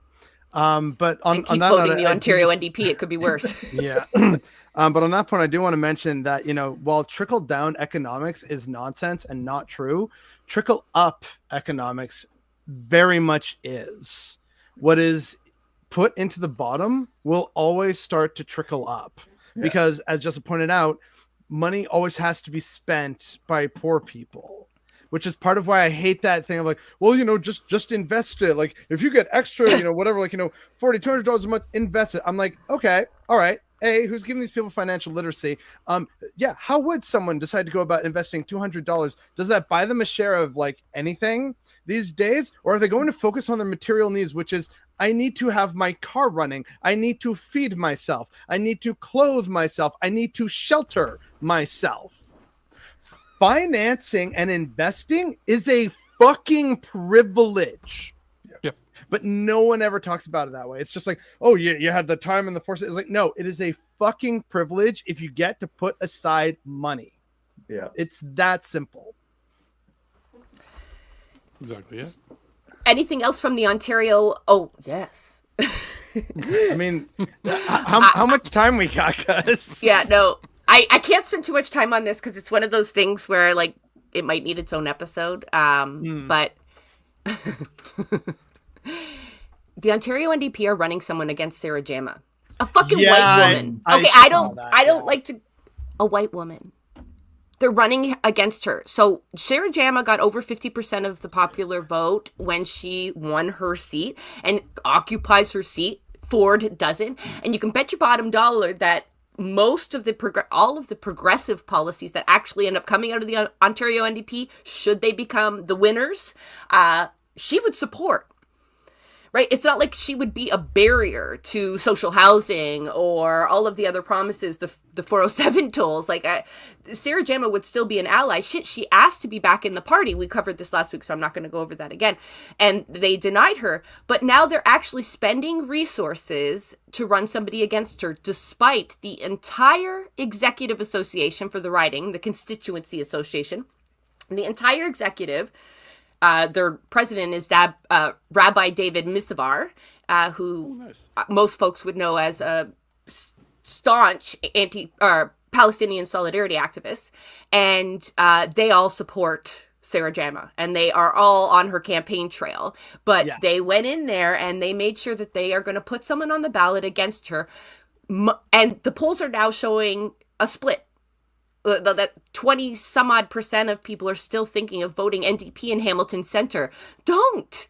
Like, what are you thinking? So if you ever thought they're not no, but this is to the ABC people out there and the not one seat people. I do appreciate the work that you're doing.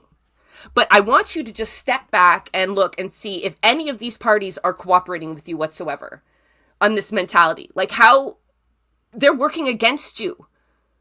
Right? They are actively working against that strategy.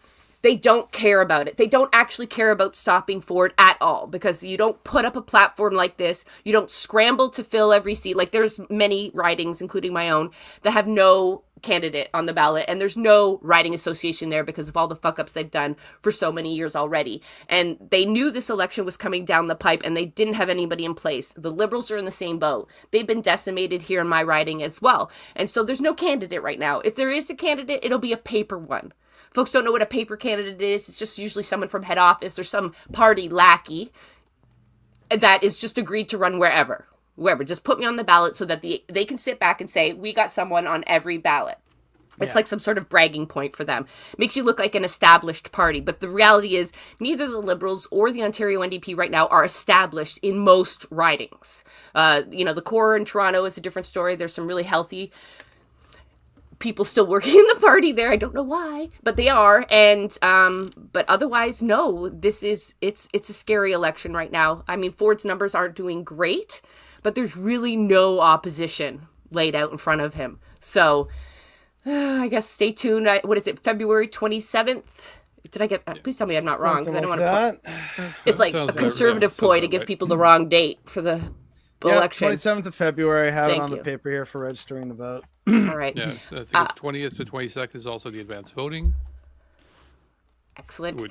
Only 3 days of advanced voting. We did mention that on the last episode. Like that always helps the Conservatives, even though they usually do win at the advanced polls. Like they've already, in most ridings, they have enough votes at the advanced polls to win wholly. So because they're able to mobilize the vote a little bit better, they have more resources to actually go to people's doors on during the advanced polls and get them there. So among other issues, but so just keep that in mind, folks. You do have a vote if you think it matters.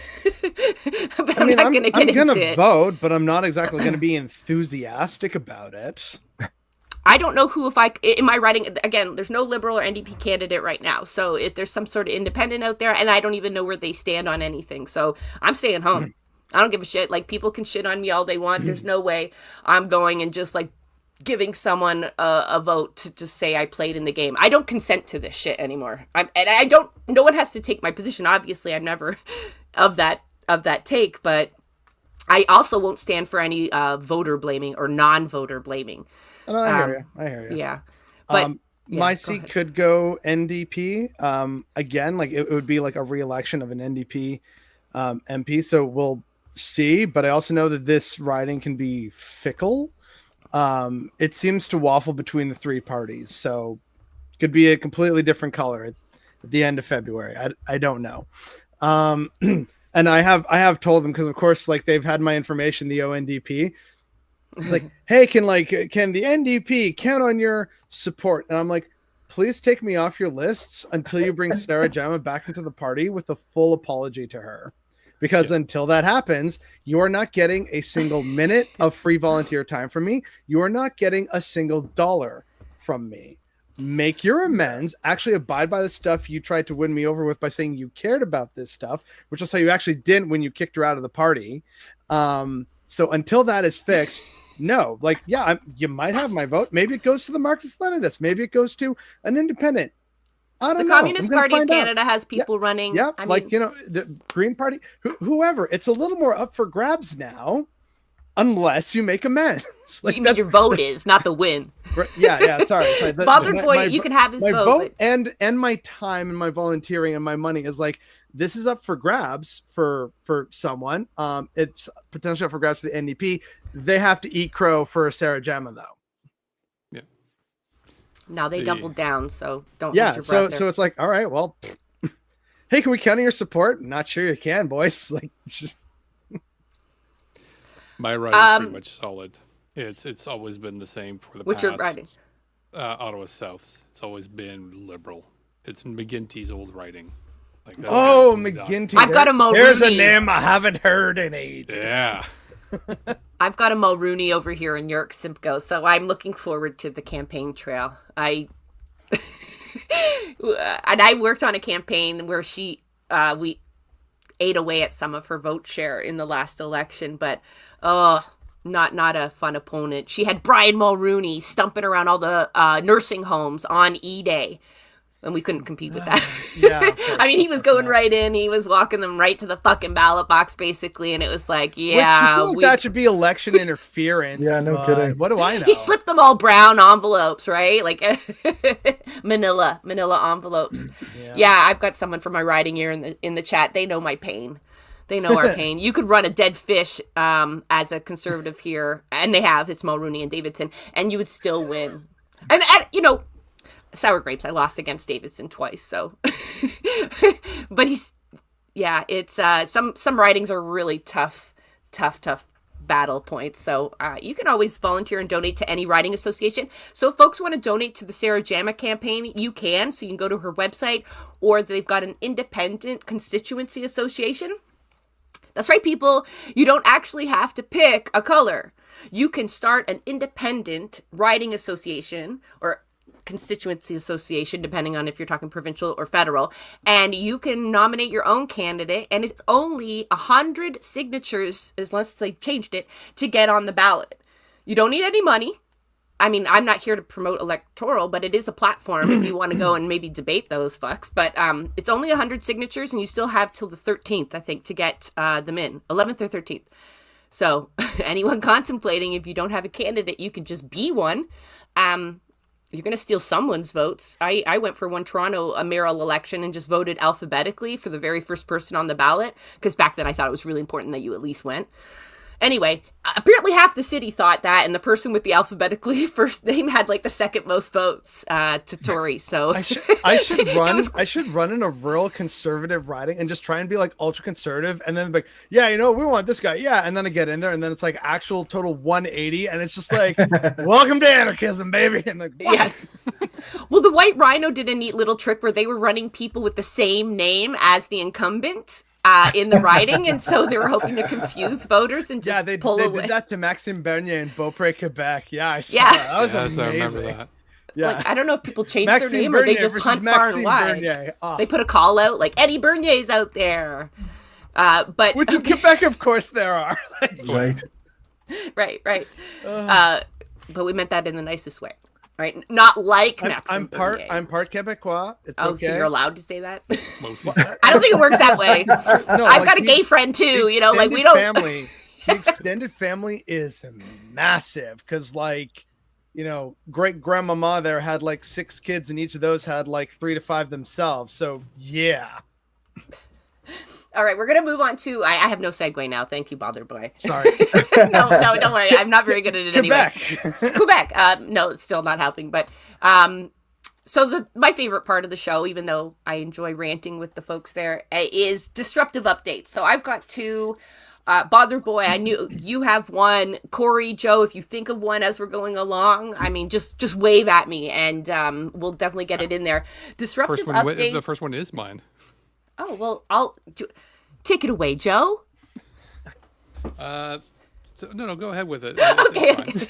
You stole my This is thunder. so Canadian. No, I'm so sorry. Okay. Story 8. What are disruptive updates? So again, if you missed the beginning, these are when we share stories of resistance, different tactics being employed, and hopefully victories from the grassroots, just to provide more evidence that it's not hopeless, that you don't have to just listen to the news, that you can mobilize against it and win, right? So Joe, share one of the tactics that someone's using that I'm giddy about. Not the tactic, but their targets. This one here, I'm not going to play the full video because it is a rather long one, but I will give you information. I'll even post a link here. And as soon as I figure out what I'm doing, jeez, I'm such an amateur. So Joe's going to queue up. This is the former Canadian Human Rights Commissioner. Oh, Yes. This story, I love this. Yes, this story is fantastic. Bob's Again, we're not going to play the video because it's a rather long one, and I'm not, but I am going to share it to the chat if you guys want to go a little bit further into it. And I wish I took an extra minute to actually slice it up, so like we could have had a quicker video in regards to it. But yeah, it's absolutely fantastic in regards to, this is a defamation suit. In regards to the defamation that came from Melissa Lantzman, Ezra Levent and Rebel News, as well as, I'm going to scroll down here. It's CJA. In regards to... Can't forget CJA! Can't forget CJA. I know, but it's 3s. I'm always going to forget one of the 3. But yeah, all 3 very much connected. And this lawsuit is going to be interesting to be found because this is something that's going to be, not specifically just this, but this is going to be a common theme we're going to be seeing a lot in regards to some legal matters coming up. There has been a very strong attempt to try to get Zionism or criticism of Zionism to be considered hate speech. And we're going to continue to see this trying to be pushed. You see CJ trying to push it. You've seen Ezra Levent trying to push it. And we've seen activities in regards to police arresting and charging people with stuff like that.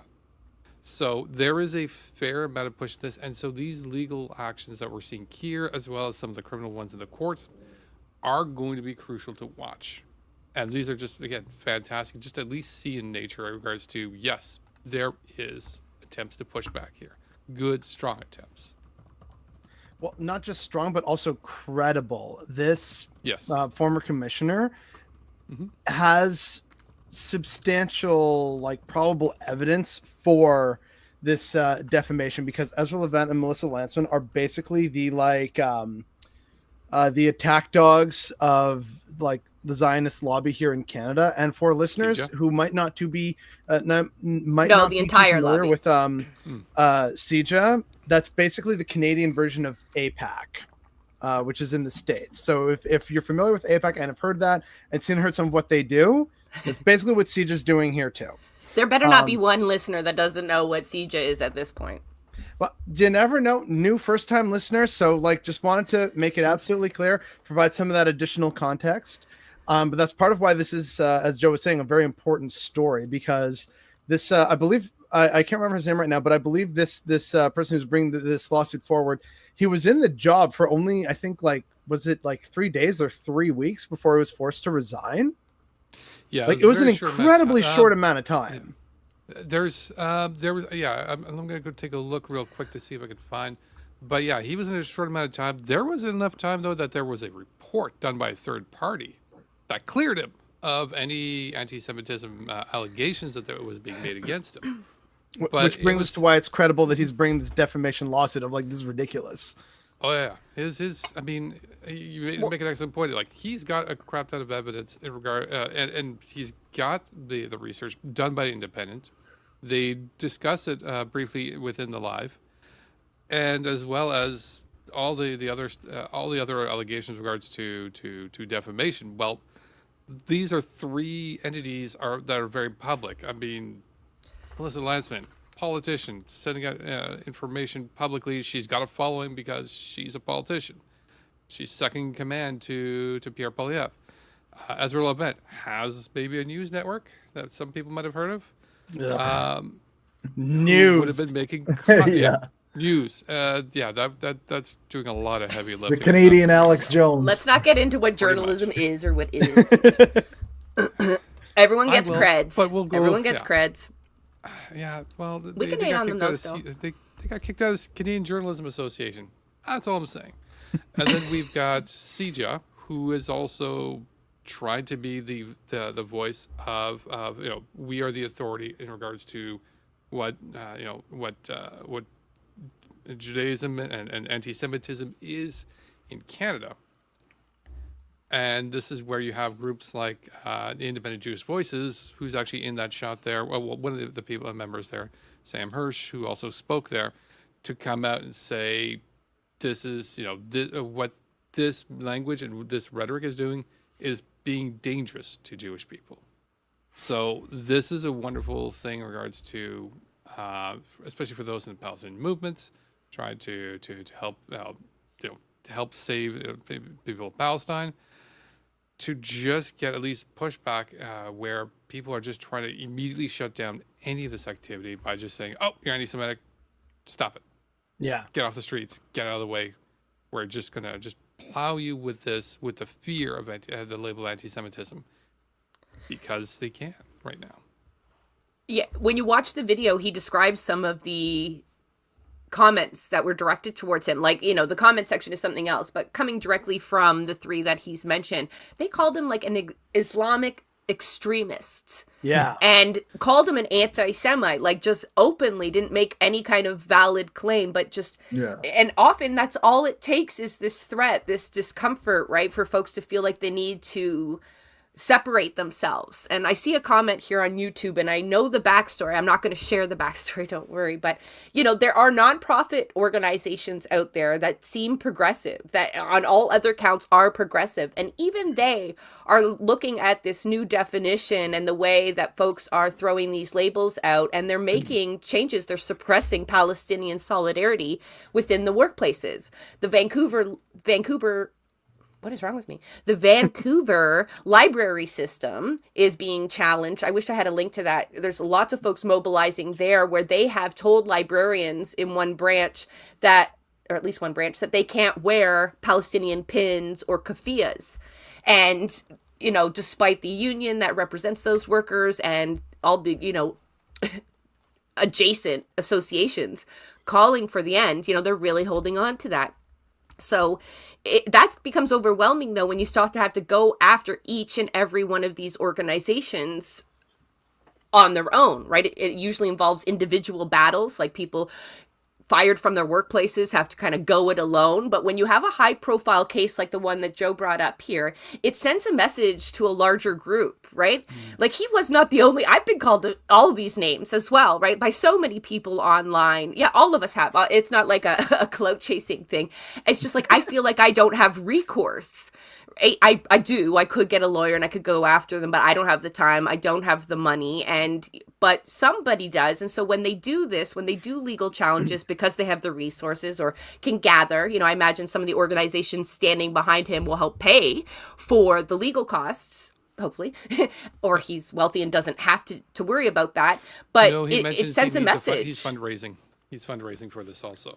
Yeah. Like, legal tactics are a tactic that we share on the show a lot, but they do eat up a lot of resources. So they're not And they take available.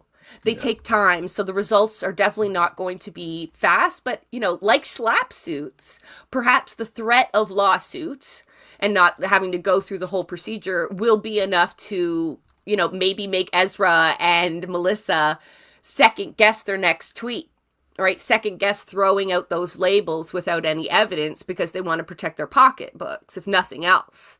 So, I mean, there's many ways to skin a cat. This is one of them. Fundraise off of it, though. Yeah. Like that's what Ezra did after Rebel Media was fined substantially. It was like, see, so like this is unfair, and that's why you got to give us more of your money, folks, because they're clearly trying to attack us. Oh, every single time that Menzies is arrested, they fire up another fundraiser. Whether or not they release him within 12 hours, they are still going to keep that money. So they're constantly, they're always, it's like every time there's something, like somebody catches like, oh, they have to fire up a fundraiser kind of thing. Like it's just, they're constantly grifting for the money. They have it like copied and pasted and ready to go at this point. Mm-hmm. But to your point, Jesse, that also happened. Is anyone here by any chance familiar with Sean McGilvery? He's on next week. He was actually going to be on this week, but I bumped him because both of you were available. So thank you, Sean. And now you know why Sean. I bumped you. But yeah, like Sean was telling me, and I saw some videos of it on TikTok of how he basically turned in his NDP badge in the Nova Scotia NDP because they got rid of a candidate who was pro-Palestinian. Because I think it was CJ or some other organization said, whoa, hey, this is bad. We don't support this. Even though the candidate was great. And Sean was like, man, why am I even here anymore? You know what? No, that's it. Hey, look, here's my stuff. I'm taking my stuff and I'm gone. Bye. I resign. And it was like, okay, hell yeah, good on you. We love to see a principled dude out there. But that's just a sign of how this is happening, not just federally, but provincially. It could be happening municipally as well. And and also like that person you saw in the background, Sam Hirsch has been doing tireless activism, helping run and organize Horizon Ottawa, which is a great organization that people should look into and support if they haven't already. But also he has been called every name under the sun, every slur for Jewish people, including from like Zionists and other Jews who call him a self-hating Jew because he has the audacity to have moral values and see fellow humans as worthy of rights. It's unreal. Sorry, I was chuckling not at what you were saying, but the fact that you were name dropping guests, and I'm trying to find links. So the last link I dropped in there was with Sean. He came on the show. We called it Being Pragmatic inside the Nova Scotia NDP. So he will give you the firsthand account of why and how he resigned. But also we get to talk about people going into the NDP and trying very hard to change it from within by being pragmatic rather than abrasive or maybe more aggressive, and where it gets them. So like spoiler alert, thanks bothered boy. No, but sorry. It doesn't work. He leaves the party and he's disillusioned. But always whenever we talk about this, I always have to end with, it's very freeing to realize that the NDP is not going to save you. It's actually very freeing. It can feel like, oh, I have no political home. I don't know where to vote. But you can then hold everyone accountable without second guessing yourself. You have to have your vote sought after rather than just being taken for granted. So, don't let that dismay you. But I've dropped the episode there. And then who did you say after that? Sam Hirsch. So we interviewed him about the work that Horizon Ottawa does. They do a lot of work trying to get like developer money out of elections, amongst other things. So I couldn't find the link for that in time. But we've had them on as well. Yeah. Sam Hirsch is incredible activist. He probably doesn't like what I have to say about people working within the NDP right now. Because I do believe he's working on Joel Harden's campaign. But we still love Sam. Not everyone's perfect. Oh wait, is it not Joel Harden's campaign. Isn't the new candidate now for Ottawa Centre? Yeah, but Joel's fucking walking around with them and handing out flyers at the same time. Bother boy, don't get me started. Don't get me started about Joel Harden. And I'm not disagreeing. I am not disagreeing. So the short, you're absolutely right there, Bother boy. McKinney is taking over the MPP position, and trying to. Joel is going for Centretown Federal. That's it. Okay. Okay. Moving their ways up slowly. Yeah, we're Of just gonna course, pretend yeah. we didn't bring up Yep. Joel's name because I feel like I have way too many side notes and not enough time. A so. lot of us do. I Like just, you I'm and just Lulu could pressured. easily have 5 hours and still not say enough. But yeah. That being said, though, about like these lawsuits and various different tactics, should we maybe do some more of those disruptive tactics, including ones that could not take as long as a lawsuit? Yes, share one. Do you Okay. have one? Because I have. Well, so if no one else wants to go first, yeah. Well, you're Okay, actually second. so and part of what this was is it reminded me of a little something that I actually did with Sam Hirsch and a couple other activists a while ago when the convoy had cleared out, but then they were still trying to come through and do a slow roll. We had a disruptive moment where like their proposed route was to go down, I think like Daily in Ottawa or something. I don't know that weird error on like Daily, Besserer, King. That's It's okay. a Most of weird, the listeners won't either. yeah. Yeah. But basically, the goal was, okay, we know their route, but also we saw that there were a lot of people down by like a park across from City Hall. That was where like their leadership was going to be. And people were like, so yeah, what do we do in this instance? And I'm like, well, okay, what do we actually want to accomplish today? And how do we do that while maximizing safety for everybody else? And we settled on like very short notice, kind of changing the locale of where this was going to end up happening. Basically it messed with their route and forced them onto a side street that had a light. And then that meant they had to mingle into traffic. So not only did that like actually like slow them down to a crawl and just kind of make it look and feel like just a traffic jam in Ottawa, it also diverted some police resources towards us. And it also meant that the people down and even some of the people in the convoy were confused by like the weird network of streets there that half of them split off and weren't able to rejoin. So like they still were able to do their slow roll, but we messed with it and we sowed a lot of confusion among their crowd of supporters that had arrived, but also within the members of the convoy themselves. And that was again just like textbook capital D disruption. But of course, before that, there were a couple things. We checked to make sure, okay, this is where we're going to go. What are safety concerns that are in here? Who do we have here that is doing first aid? I was one of 2 main first aid people on site for that event, which meant I was also keeping myself more to the sides and the edges, because if you're in the middle and you get hurt, that's a problem. Beforehand, people were also told of a lawyer who would agree to represent us should we be arrested for disrupting the event. In order to do so, especially if all our possessions, be it phones, whatever, were confiscated, everyone took turns writing the name and the number of the lawyer on their arm somewhere that would be easy to like see and read if you would be detained in some way, right? Put in handcuffs, for instance.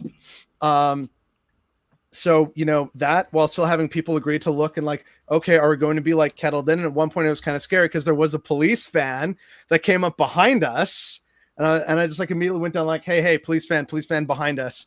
I was like, oh, okay. Like, is this about to become serious? But turns out it was just a little bit of a scare tactic and it didn't pan out, but it was clearly like a sign of like to try and intimidate us. So also, keeping your head and keeping your cool during a disruptive event. And also crucially having people who are able to de-escalate.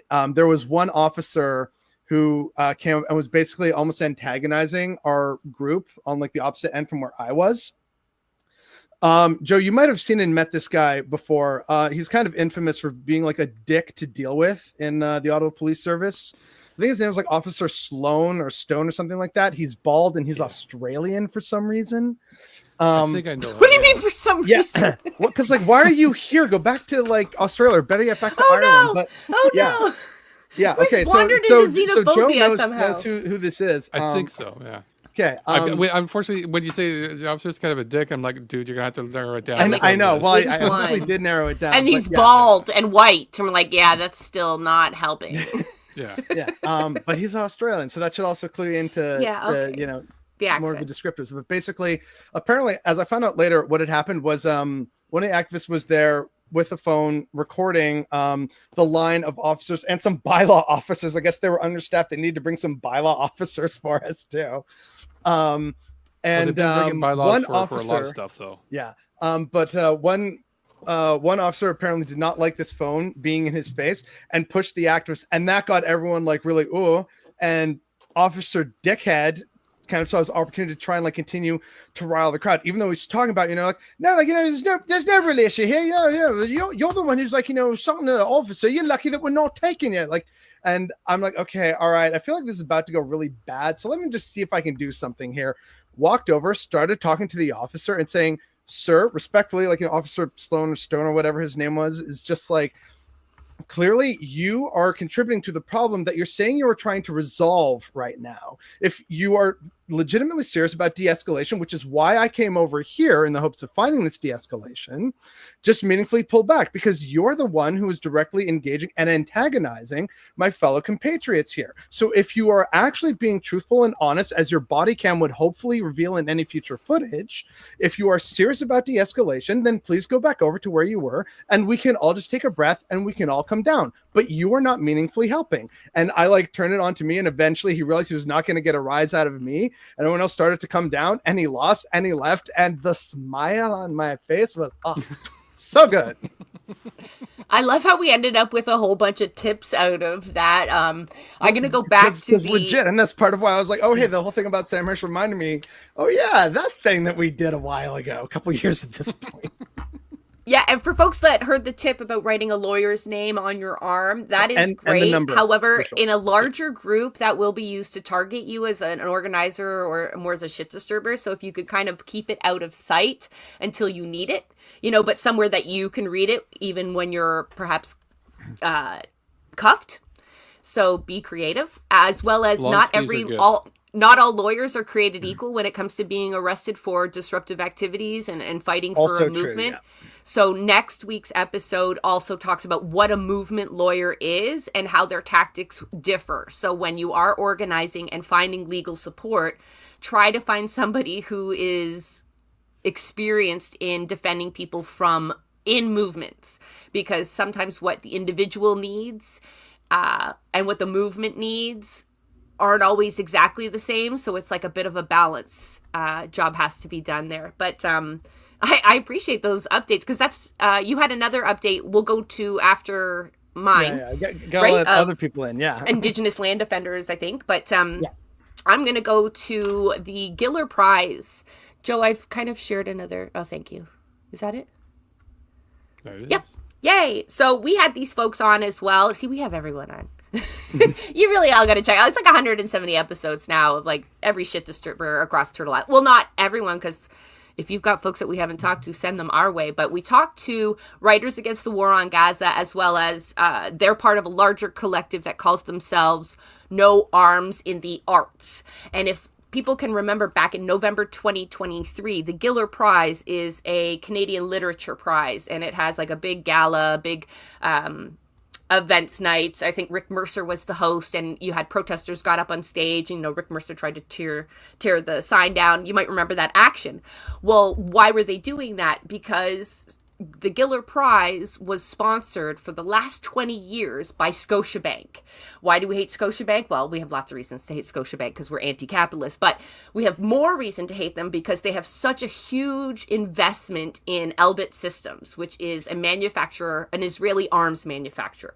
Okay, I don't need to explain why we divest from that. And this movement has actually been very successful in pushing Scotiabank from all kinds of pressure points. They have got Scotiabank to divest from Elbit a huge amount. You need to go to the website for Writers Against the War on Gaza, and they have a whole timeline of like, it's been gradual, but they divested a little bit there, a little bit then, made promises for more divestment. They haven't completely divested, but Scotiabank has ended their partner, or Giller Prize has ended their partnership with Scotiabank over the same campaign. So this was, they were relentless in this campaign, and arrests were made and dropped. There is still one person who disrupted that event that is facing charges. But either way, this is a huge success for them. This is a huge success for the BDS movement, because it's boycott, divest, and sanction, we're still no sanctions, but we're getting there. We're getting there. And the divestments are happening. However, the folks that did this work, they say they are not done because the Giller Prize is still partnered with Indigo, and Indigo kills kids. Hashtag, for folks who don't understand that reference. Heather Reisman is the CEO of Indigo, and she has a foundation that, I kid you not, it appeals to orphans across the world to join the IDF so they can have a family. So you don't have a family where you are, you come and join the IDF. And it's sold as like giving people families, but it's a child soldier recruitment service. Yeah, that's like actually evil, right? Like that's fucking evil. So like you don't just support the IDF, you're exploiting orphans everywhere. So this bitch defends herself by saying you can't boycott a Jewish-owned business. Well, you can. So don't shop at Indigo. And since they're still working with the Giller Prize, foot is to the pedal still. They also still have ties with the Azraeli Foundation, but I didn't look into them as much. I'm sorry, but these are reasons that they are still asking folks to boycott the Giller Prize, and many, many, many authors have. Like even their winners, the Giller Prize winners are like, fuck you. A lot of authors are not even submitting their work for the prize, which is like the premier Canadian literature prize. But if you listen to the episode that I had with them, I'm going to drop it into the chat. They really make a great case for the tactics that they are employing, as well as finding ways to organize where you are. So like as artists, they thought, well, what could I do? Can I write a song? Yes, I can paint a painting, sell it. I can make statements as an artist like we always do, but then we can also organize more traditionally for power. And, it's just finding all these different avenues. We think of organizing our workplace. Now we're thinking of organizing our buildings and our blocks. But you could also organize in an interest area or other niches wherever you are. So this is just like a great example of a coalition being built out of an industry that maybe didn't see itself as being politically powerful in that way, right? Outside of the actual creation of art or literature. So shout out to those folks for doing that work and for still going, okay, this is a victory, but we're still coming after you. Yep. Yeah, you still watch your back. So don't let up. If it's possible, don't let up. Absolutely, because what these companies do is they try to rehabilitate their image or make you think that we're a great bank. We sponsor culture, and TD does sports or whatever it is. They all have their area where they contribute to the community. And we talked to changecourse.ca as well. And what they're doing is on college campuses, trying to change that mentality. These are not our benefactors at all. Get them off our campus. Get them out of all of our events. You've got BMO, I think it was, sponsoring financial budgeting for students on campus. And it's fuck off. Fuck right off. I'll make you poor and then make you feel guilty for not knowing how to manage the measly crumbs I've left you with. And so just changing that idea. And so by organizing at the places where Scotiabank is spending millions to look good, but looking bad. So they were paying for the Writers Against the War on Gaza's campaign, essentially, right? Every time you saw the Giller Prize or, a Scotiabank event, you saw pamphlets on how they contribute to the genocide. You learn more about Elbit systems and why they're bad and where Scotiabank's investments are actually going. And so it became a liability for them to do these community events because they always came with either disruption or really bad PR. So it's just another tactic. You don't have to go at the company itself, but go after its proxy events. Right? Same with MPPs. You could show up at their barbecues and disrupt it. You don't have to wait for an inherently political event. Find them wherever the fuck they are, right? And disrupt them there. And because then their presence in the community becomes a liability for them. And they should feel safe nowhere. This isn't a physical danger thing, but the fact that any of these politicians or capitalists think that they can walk amongst us and not encounter a Luigi every now and again, or they can just be part of our communities without facing any kind of critique like this, let that era end. Anyway, we're gonna need a lot of Luigis. Yeah, well, and tips for getting what to do when arrested, which again will come after Bothered Boys. You've got a disruptive update of folks mobilizing to power. What are they up to? Yes. Sorry, I didn't like link it. I don't think. Shame. Because it like I only have dare the screenshot. But basically, Indigenous-led nonprofit buys land and blocks construction of East Kentucky prison. So this, for me, this touches on several kind of key points or intersectionalities, rather. So for starters, this is an example of how and why land back is important. Because by giving the land back to Indigenous people, not only is that helping their stewardship, but it's also directly allowing and empowering them to fight back against systems that would oppress all of us. This is also an unfortunate reminder that the first line of, activism, the tip of the spear, whatever you want to call it, of resistance is always led by Indigenous and marginalized people. And I wish that would change, but right now that is just simply the reality that we live under. The amount of, like, as a sort of tangentially related thing to this, the amount of carbon that has not been released into the atmosphere so far, like it would be even worse than it is. But the reason why it's not as bad as it could have been is because of Indigenous-led resistance everywhere by opposing dams, pipelines, extraction projects, exploration projects, mines. Like, all that is because of Indigenous resistance on Indigenous land, which is why land back is so important. This is also great in that it also directly fights back against the increasing totalitarian police state that would also, like, negatively impact everyone, like activists, marginalized folks, disabled folks, people experiencing homelessness, poverty. Like, the list truly horrifyingly goes on.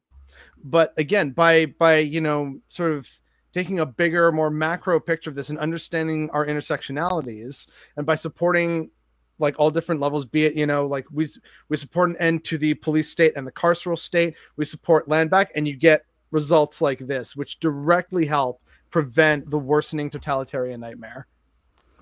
I'm reading through the article that Joe shared there. Which, thank you, Joe, for saving me. Much appreciated. And That's what I do. And saved my disastrous share screen that I failed. So you can take back your round of applause. But one of the quotes here I love. So they're talking to people who own land in and around this. And, like, now all of a sudden, like, they're on board. You could even have, like, conservatives or whatever, Republicans sitting there who would maybe normally support more prisons but don't want to live near one. And so they, what's the quote here? Not only would it help to thwart the efforts of the prison, but it would also be an alternative choice for this property. And one of the guys that lives there, he says, like, he much would rather live adjacent to this proposed Indigenous project that they're going to rehabilitate the land than live next to a prison. And I think community land trusts aren't that new. Like the idea that a community get together the resources that they have to purchase land to use in the way that they see fit, like cooperatively, to kind of buck the capitalist system.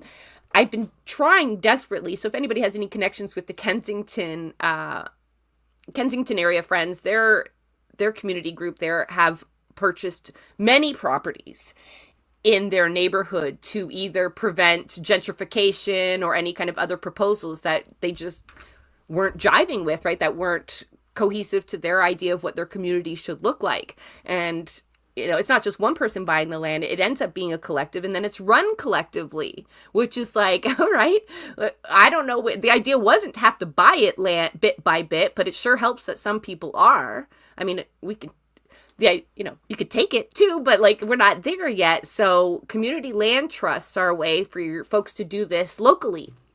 Albeit you have to already be knowing your community, networking your community, right? To any ends, not just in a crisis, but to eventually get to the strength where you could buy properties in your communities and put what you think needs to go there.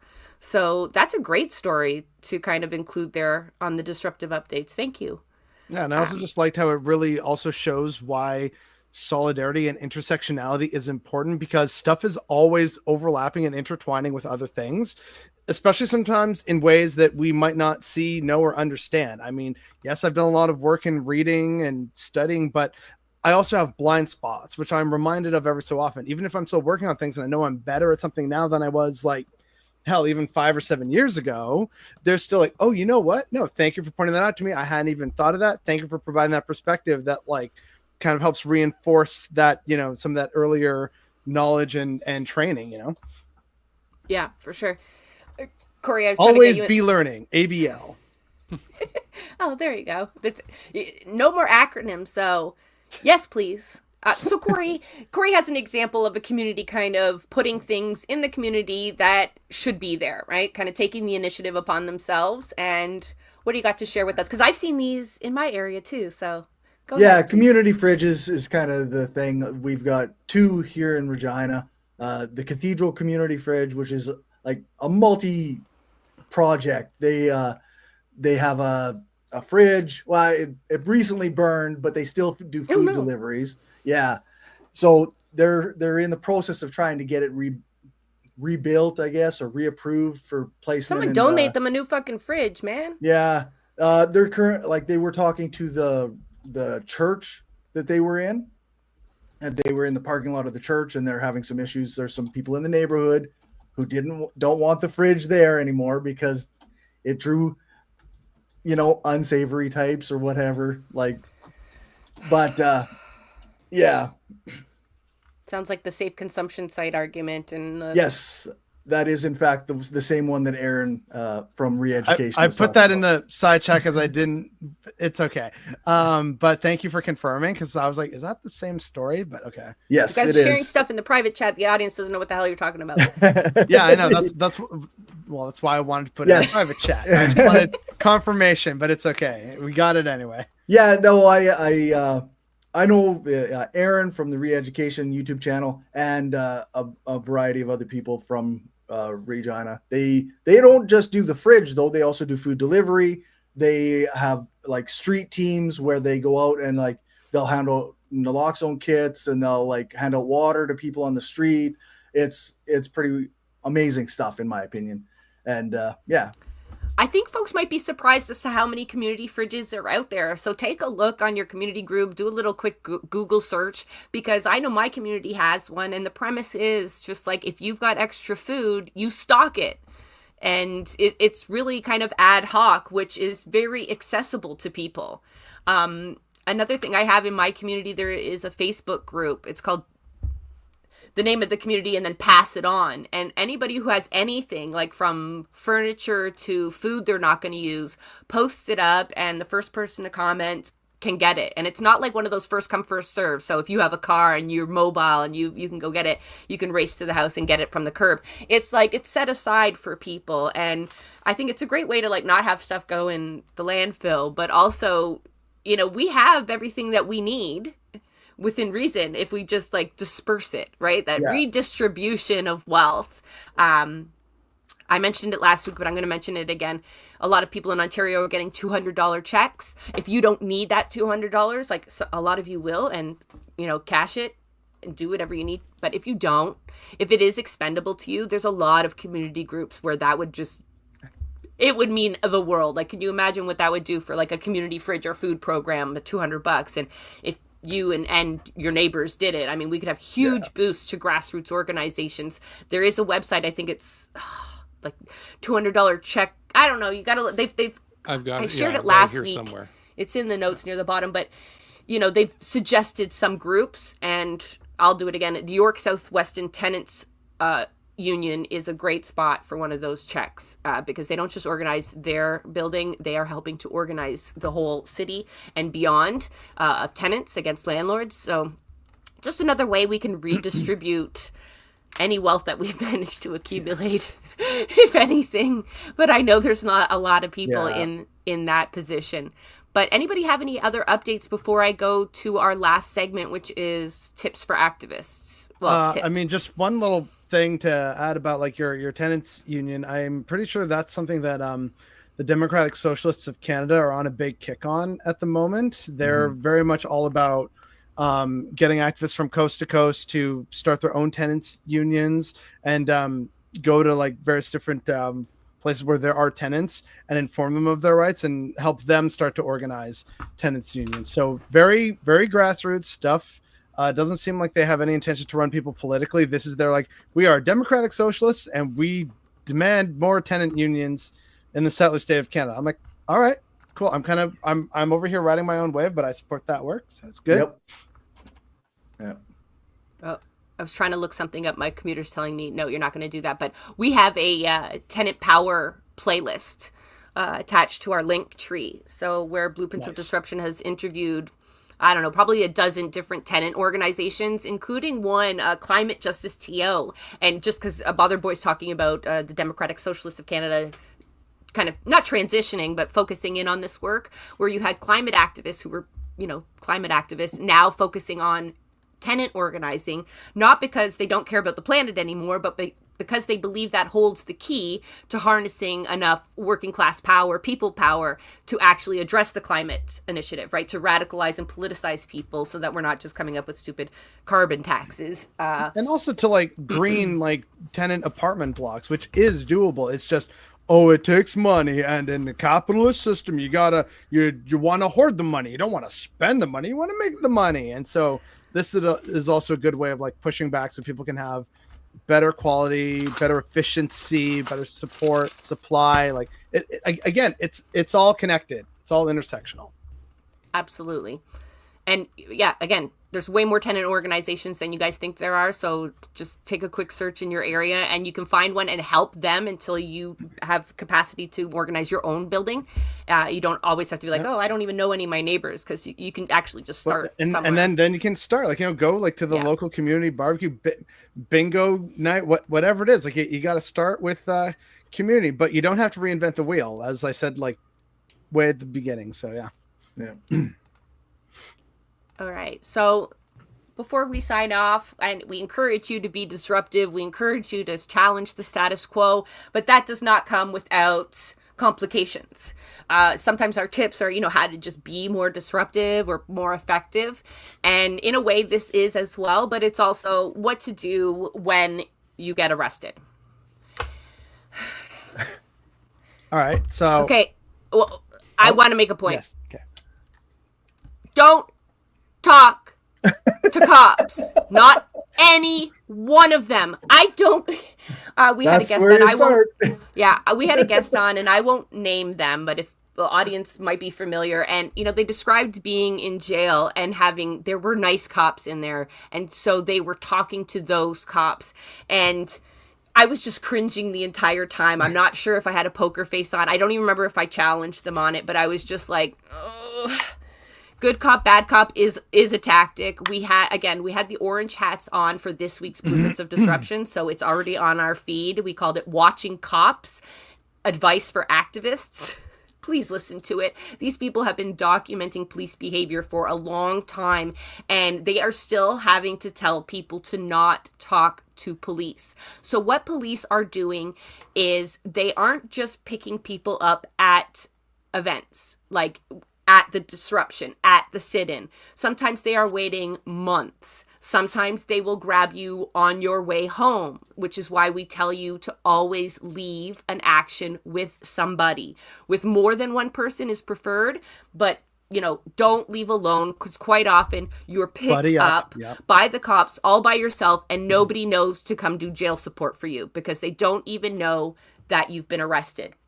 So once you get arrested, you give the police your name and your date of birth, and you say nothing else. Nothing else. Okay? What they'll try to do is keep you in jail as long as possible and getting you to agree to stringent bail conditions. Not everybody has the privilege of being able to wait this out, to wait until you get legal representation for them to argue away some of these bail conditions. That isn't possible. Some people want to get home to their kids. Some people do not want to be transferred to another prison should it take too long. Like, there's lots of things that happen, but if you can, wait, and do not sign anything until you have a lawyer. Keep reminding them that you want a lawyer. Do that at your earliest opportunity.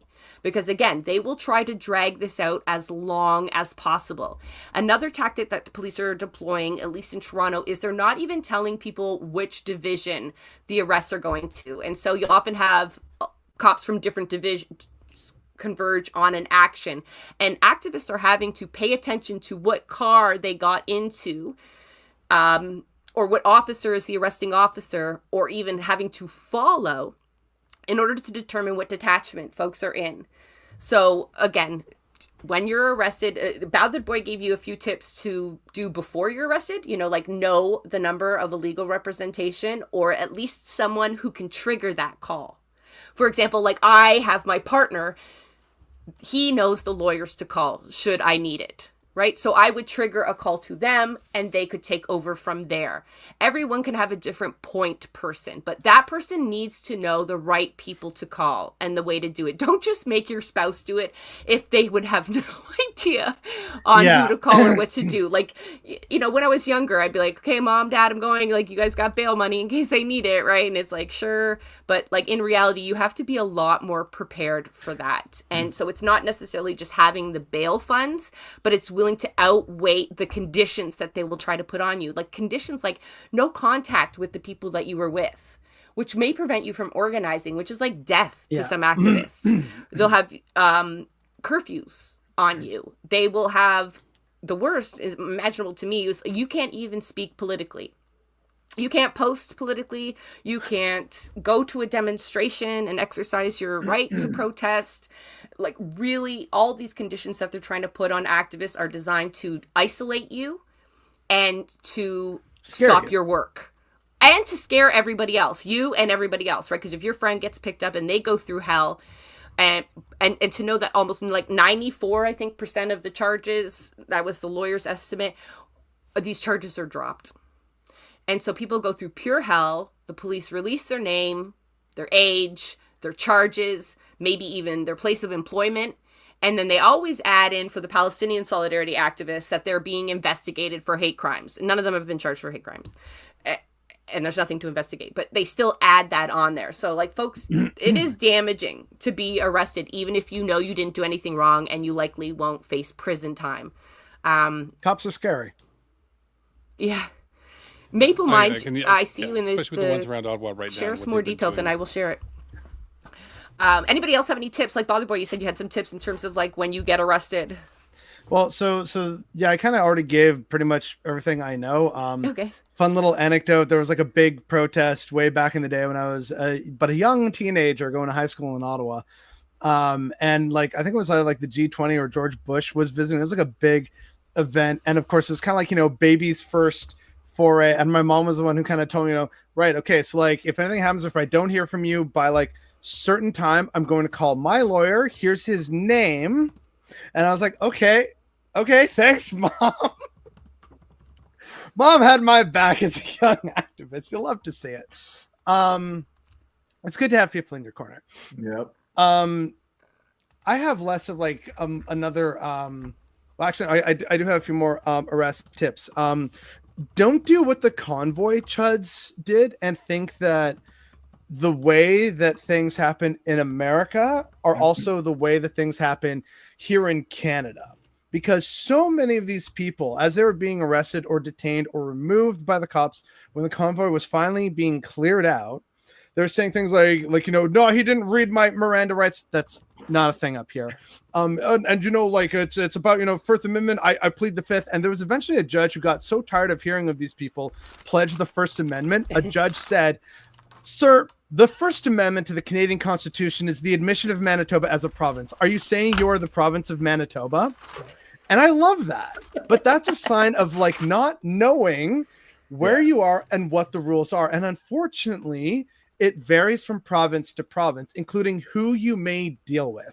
So for example, here in Ontario, it could be like basically a dice roll of whether you're dealing with a municipal police force or the OPP or the RCMP serving in a like OPP related role. It depends. So the RCMP do tend to involve themselves, of course, here in Ontario, more with reservations and federal infrastructure and office buildings, which is why you see them there, which is why you may have to deal with them. And that's why dealing with them is going to be different than dealing with the OPP, who are basically, for the most part, traffic enforcement, unless they have been contracted by a municipality or township to serve as a municipal police force, which changes things. So there is going to have to be some very basic level of knowledge of what the tiers of policing are in your community or where you're going to do an action and which of those is going to be involved.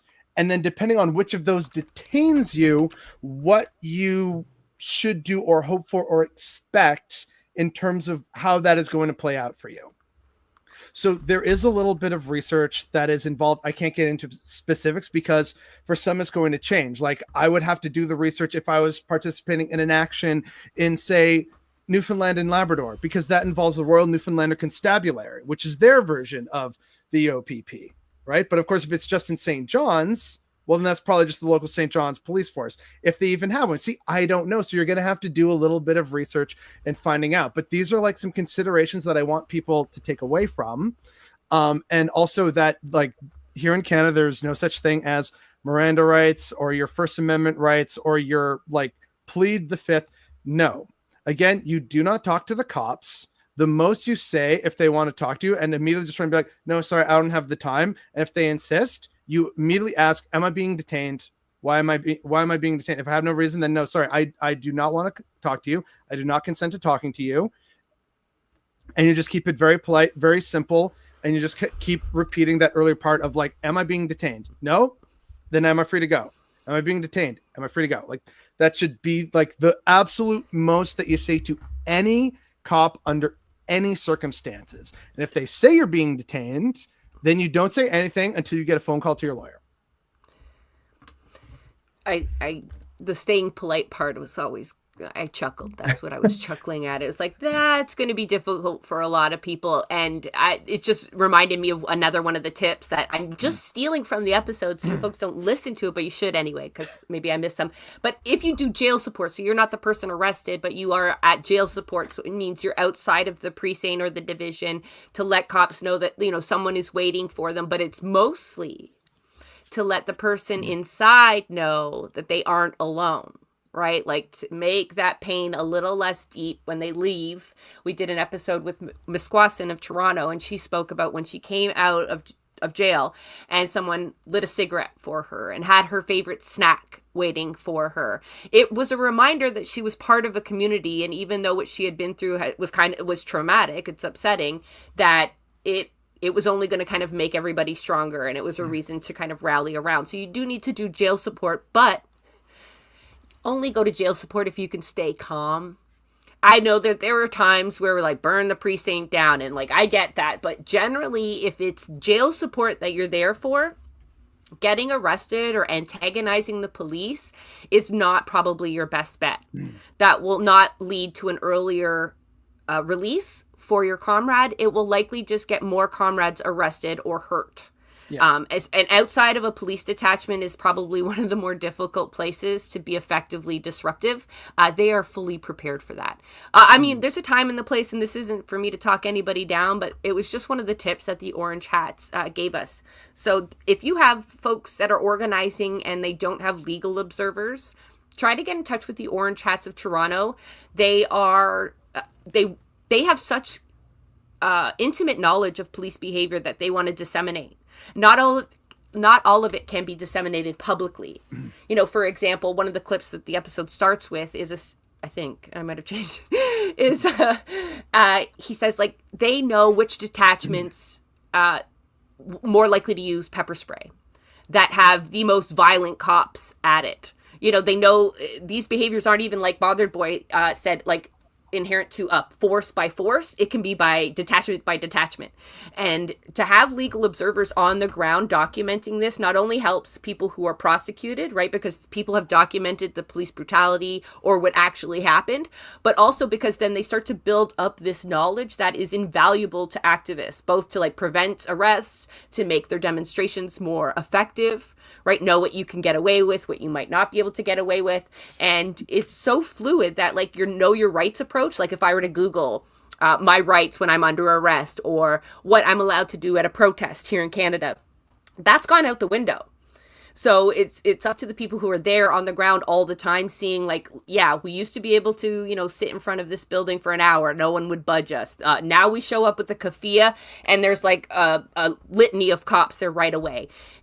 But if you did that on this side of the city, maybe that wouldn't happen. You know what I mean? So legal observers are a key role for movements, and it does require a lot of kind of dedicated time, but thankfully folks are doing it, and most of them on a volunteer basis. So yeah, shout out to those folks doing and next week's activist tips are going to be more about what to do in terms of how to organize at a protest in relation to police. So not necessarily how to placate police or how to keep them off your ass, but what to do when they're trying to thwart your efforts, different ways to approach that. So maybe that should have gone before the arrest tips. I'm not sure. Well, no, but it's also, not like how to not get arrested. Trust me, it's not that. But right. But then I would like arresting was important. Although I would like to add something and then some more important context, because you pushed back a little bit, Jessa, on the, you know, being polite to cops. I would like to gently point out and remind you that that can be a bit of a privilege that white people have, that people like my father, who is black, does not. It's something that indigenous people don't also have because of the traditional conflict between First Nations people and policing, especially by the RCMP. I got the talk when I was a kid. Like, I know I don't look it or sound like it. Part of that is a fucking survival tactic in a white nation. But I got the talk from my dad about like, here's how to like talk to cops in terms of like knowing your rights, but also how to be, you know, polite and civil in order to have the best possible chance of making it home, like preferably not arrested, but also, unfortunately, in a dark twist, making it home alive, because a lot of these cops are white supremacists. Some of those that work forces are the same that burn crosses, right? Like, it's wisdom for the ages. So like, that is why I do want to point out that that can also be something where like there are going to be some of us who are going to talk to cops in a bit more of a different way than others because of either past cultural interactions or trauma, or because we know that the cops that we are dealing with are going to also be hitting this from a like dehumanizing standpoint vis-a-vis us. So that is just something that I do want to add as like an extra layer of context. And also a tip for those listening and watching is also take that into consideration and also very much be on your comrades' sides about that, because at the end of the day, it's all about that solidarity. You know, lock arms with everyone who's there believing in the same thing that you're believing in. But I did just want to add that because that reminded me of like, oh, you know what? This is actually probably worth mentioning and bringing up. Thank you, Brother Boy. Joe, do you have, we had another last update came from the crowd, if I'm correct, Absolutely. right? So Maple, I'm actually familiar with this event coming up here. Okay, and I just thank you, Maple Minds. And if you want a reminder, you can always subscribe to Blueprints of Disruption site too. There you go. I think ahead, you also Joe. like to harass me, but I'm just kidding. So this is a rally they're trying to organize to get ready for February 15th. And as I've been told, they currently have Victoria and Winnipeg involved. They're trying to get more involved to get this nationwide. The goal of this, I got 2 pages here with a long list of the goals. But again, this is right now in a response to, as we've been seeing since January 20th, a direct and very blatant line of increase to fascism. So they want to get a message out saying we're not, this is not where we want to go, particularly in Canada. So they're organizing. They're hoping to get some more people, to get some more cities involved. You can reach out. Can't see the email address because unfortunately our heads are in the way. But I will get the flyers out to anybody here. You guys can reach out. Oh, there we go. That kind of works. That's right. I could do a custom one, can't I? No, I know what it is. The magic of technology. There we go. Ah, there we are. Now yeah. you can see it. There you go. Jess, I think you're in mute. Oh, she's definitely on mute. I can't hear her. Yeah, no, Yeah. that's okay. So Maple Minds is saying Canada First is going to counter the rally. So What are you gonna yeah, do? Like wave a fascist flag? Like it's Counter a what? little- Anti-fascism? Jesus. it's a little worse these than people that are because, just reactionary. hang on. It's a little worse. So obviously, Canada First is going to be doing all sorts of crazy things. They've been going for this whole anti-immigration thing for at least a year or two. I've seen the protests and kind of covered part of it while they were in Toronto. But this is another particular thing that they've got right now. And this one's a little bit more concerning because it's not just them. As I switch it around, and I'm going to zoom there. Canada First rally expected to be major rebranding of the Conservative campaign, say senior Tories. See, this ties into Conservative our encouraging first story. attendees in February 15th. Yeah. This just broke today, right now. I just got that count coming in from Maple Mines. So See, that's just. So the this Canadian whole flag is going to nationalist suck thing. again. So yep, very Yeah, soon. Yeah. just like that, eh? Good. We can all gag on the flag again. yeah, so That's fine. they're trying to find ways to hijack that particular. Again, they're trying to hijack the particular movement in regards to, because again, they've got the Canada First, and unfortunately, once people start going like the whole nationalist movement because of what Trump was doing, this allowed people who were already saying, Canada First, sort of the immigrants, so like, yeah, now we got Canada starting to follow us. They're waking up to us and catching up to it, and it's going to get messy. Yep. Yeah. Yeah, reject nationalism, folks. Honestly, like there's so few exceptions to when you need nationalism. It's not worth it. I saw David Moskrop kind of tweet out like, "Oh, we shouldn't like throw out nationalism because it has been used to like mobilize the left before, but we've seen to like disastrous results too, right? Like where it always has a catch. It always has that underlying. There's ways to mobilize folks and do all the same things you need without flying a flag." Bother boy. No. It was an example of how to slowly win over liberals and get them to stop considering as much nationalism. I'm so sorry. It was just like low-lying fruit there. My bad.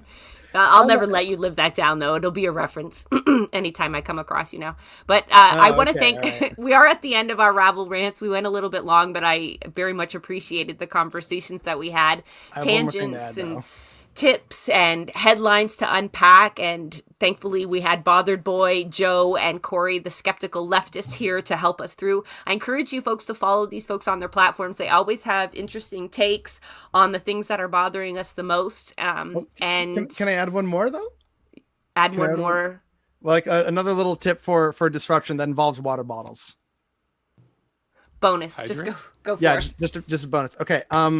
So I remember even during the convoy and still seeing lately a lot of people talking about pouring sugar in gas tanks to try and disable vehicles. No, that's not what sugar does. That's an urban myth.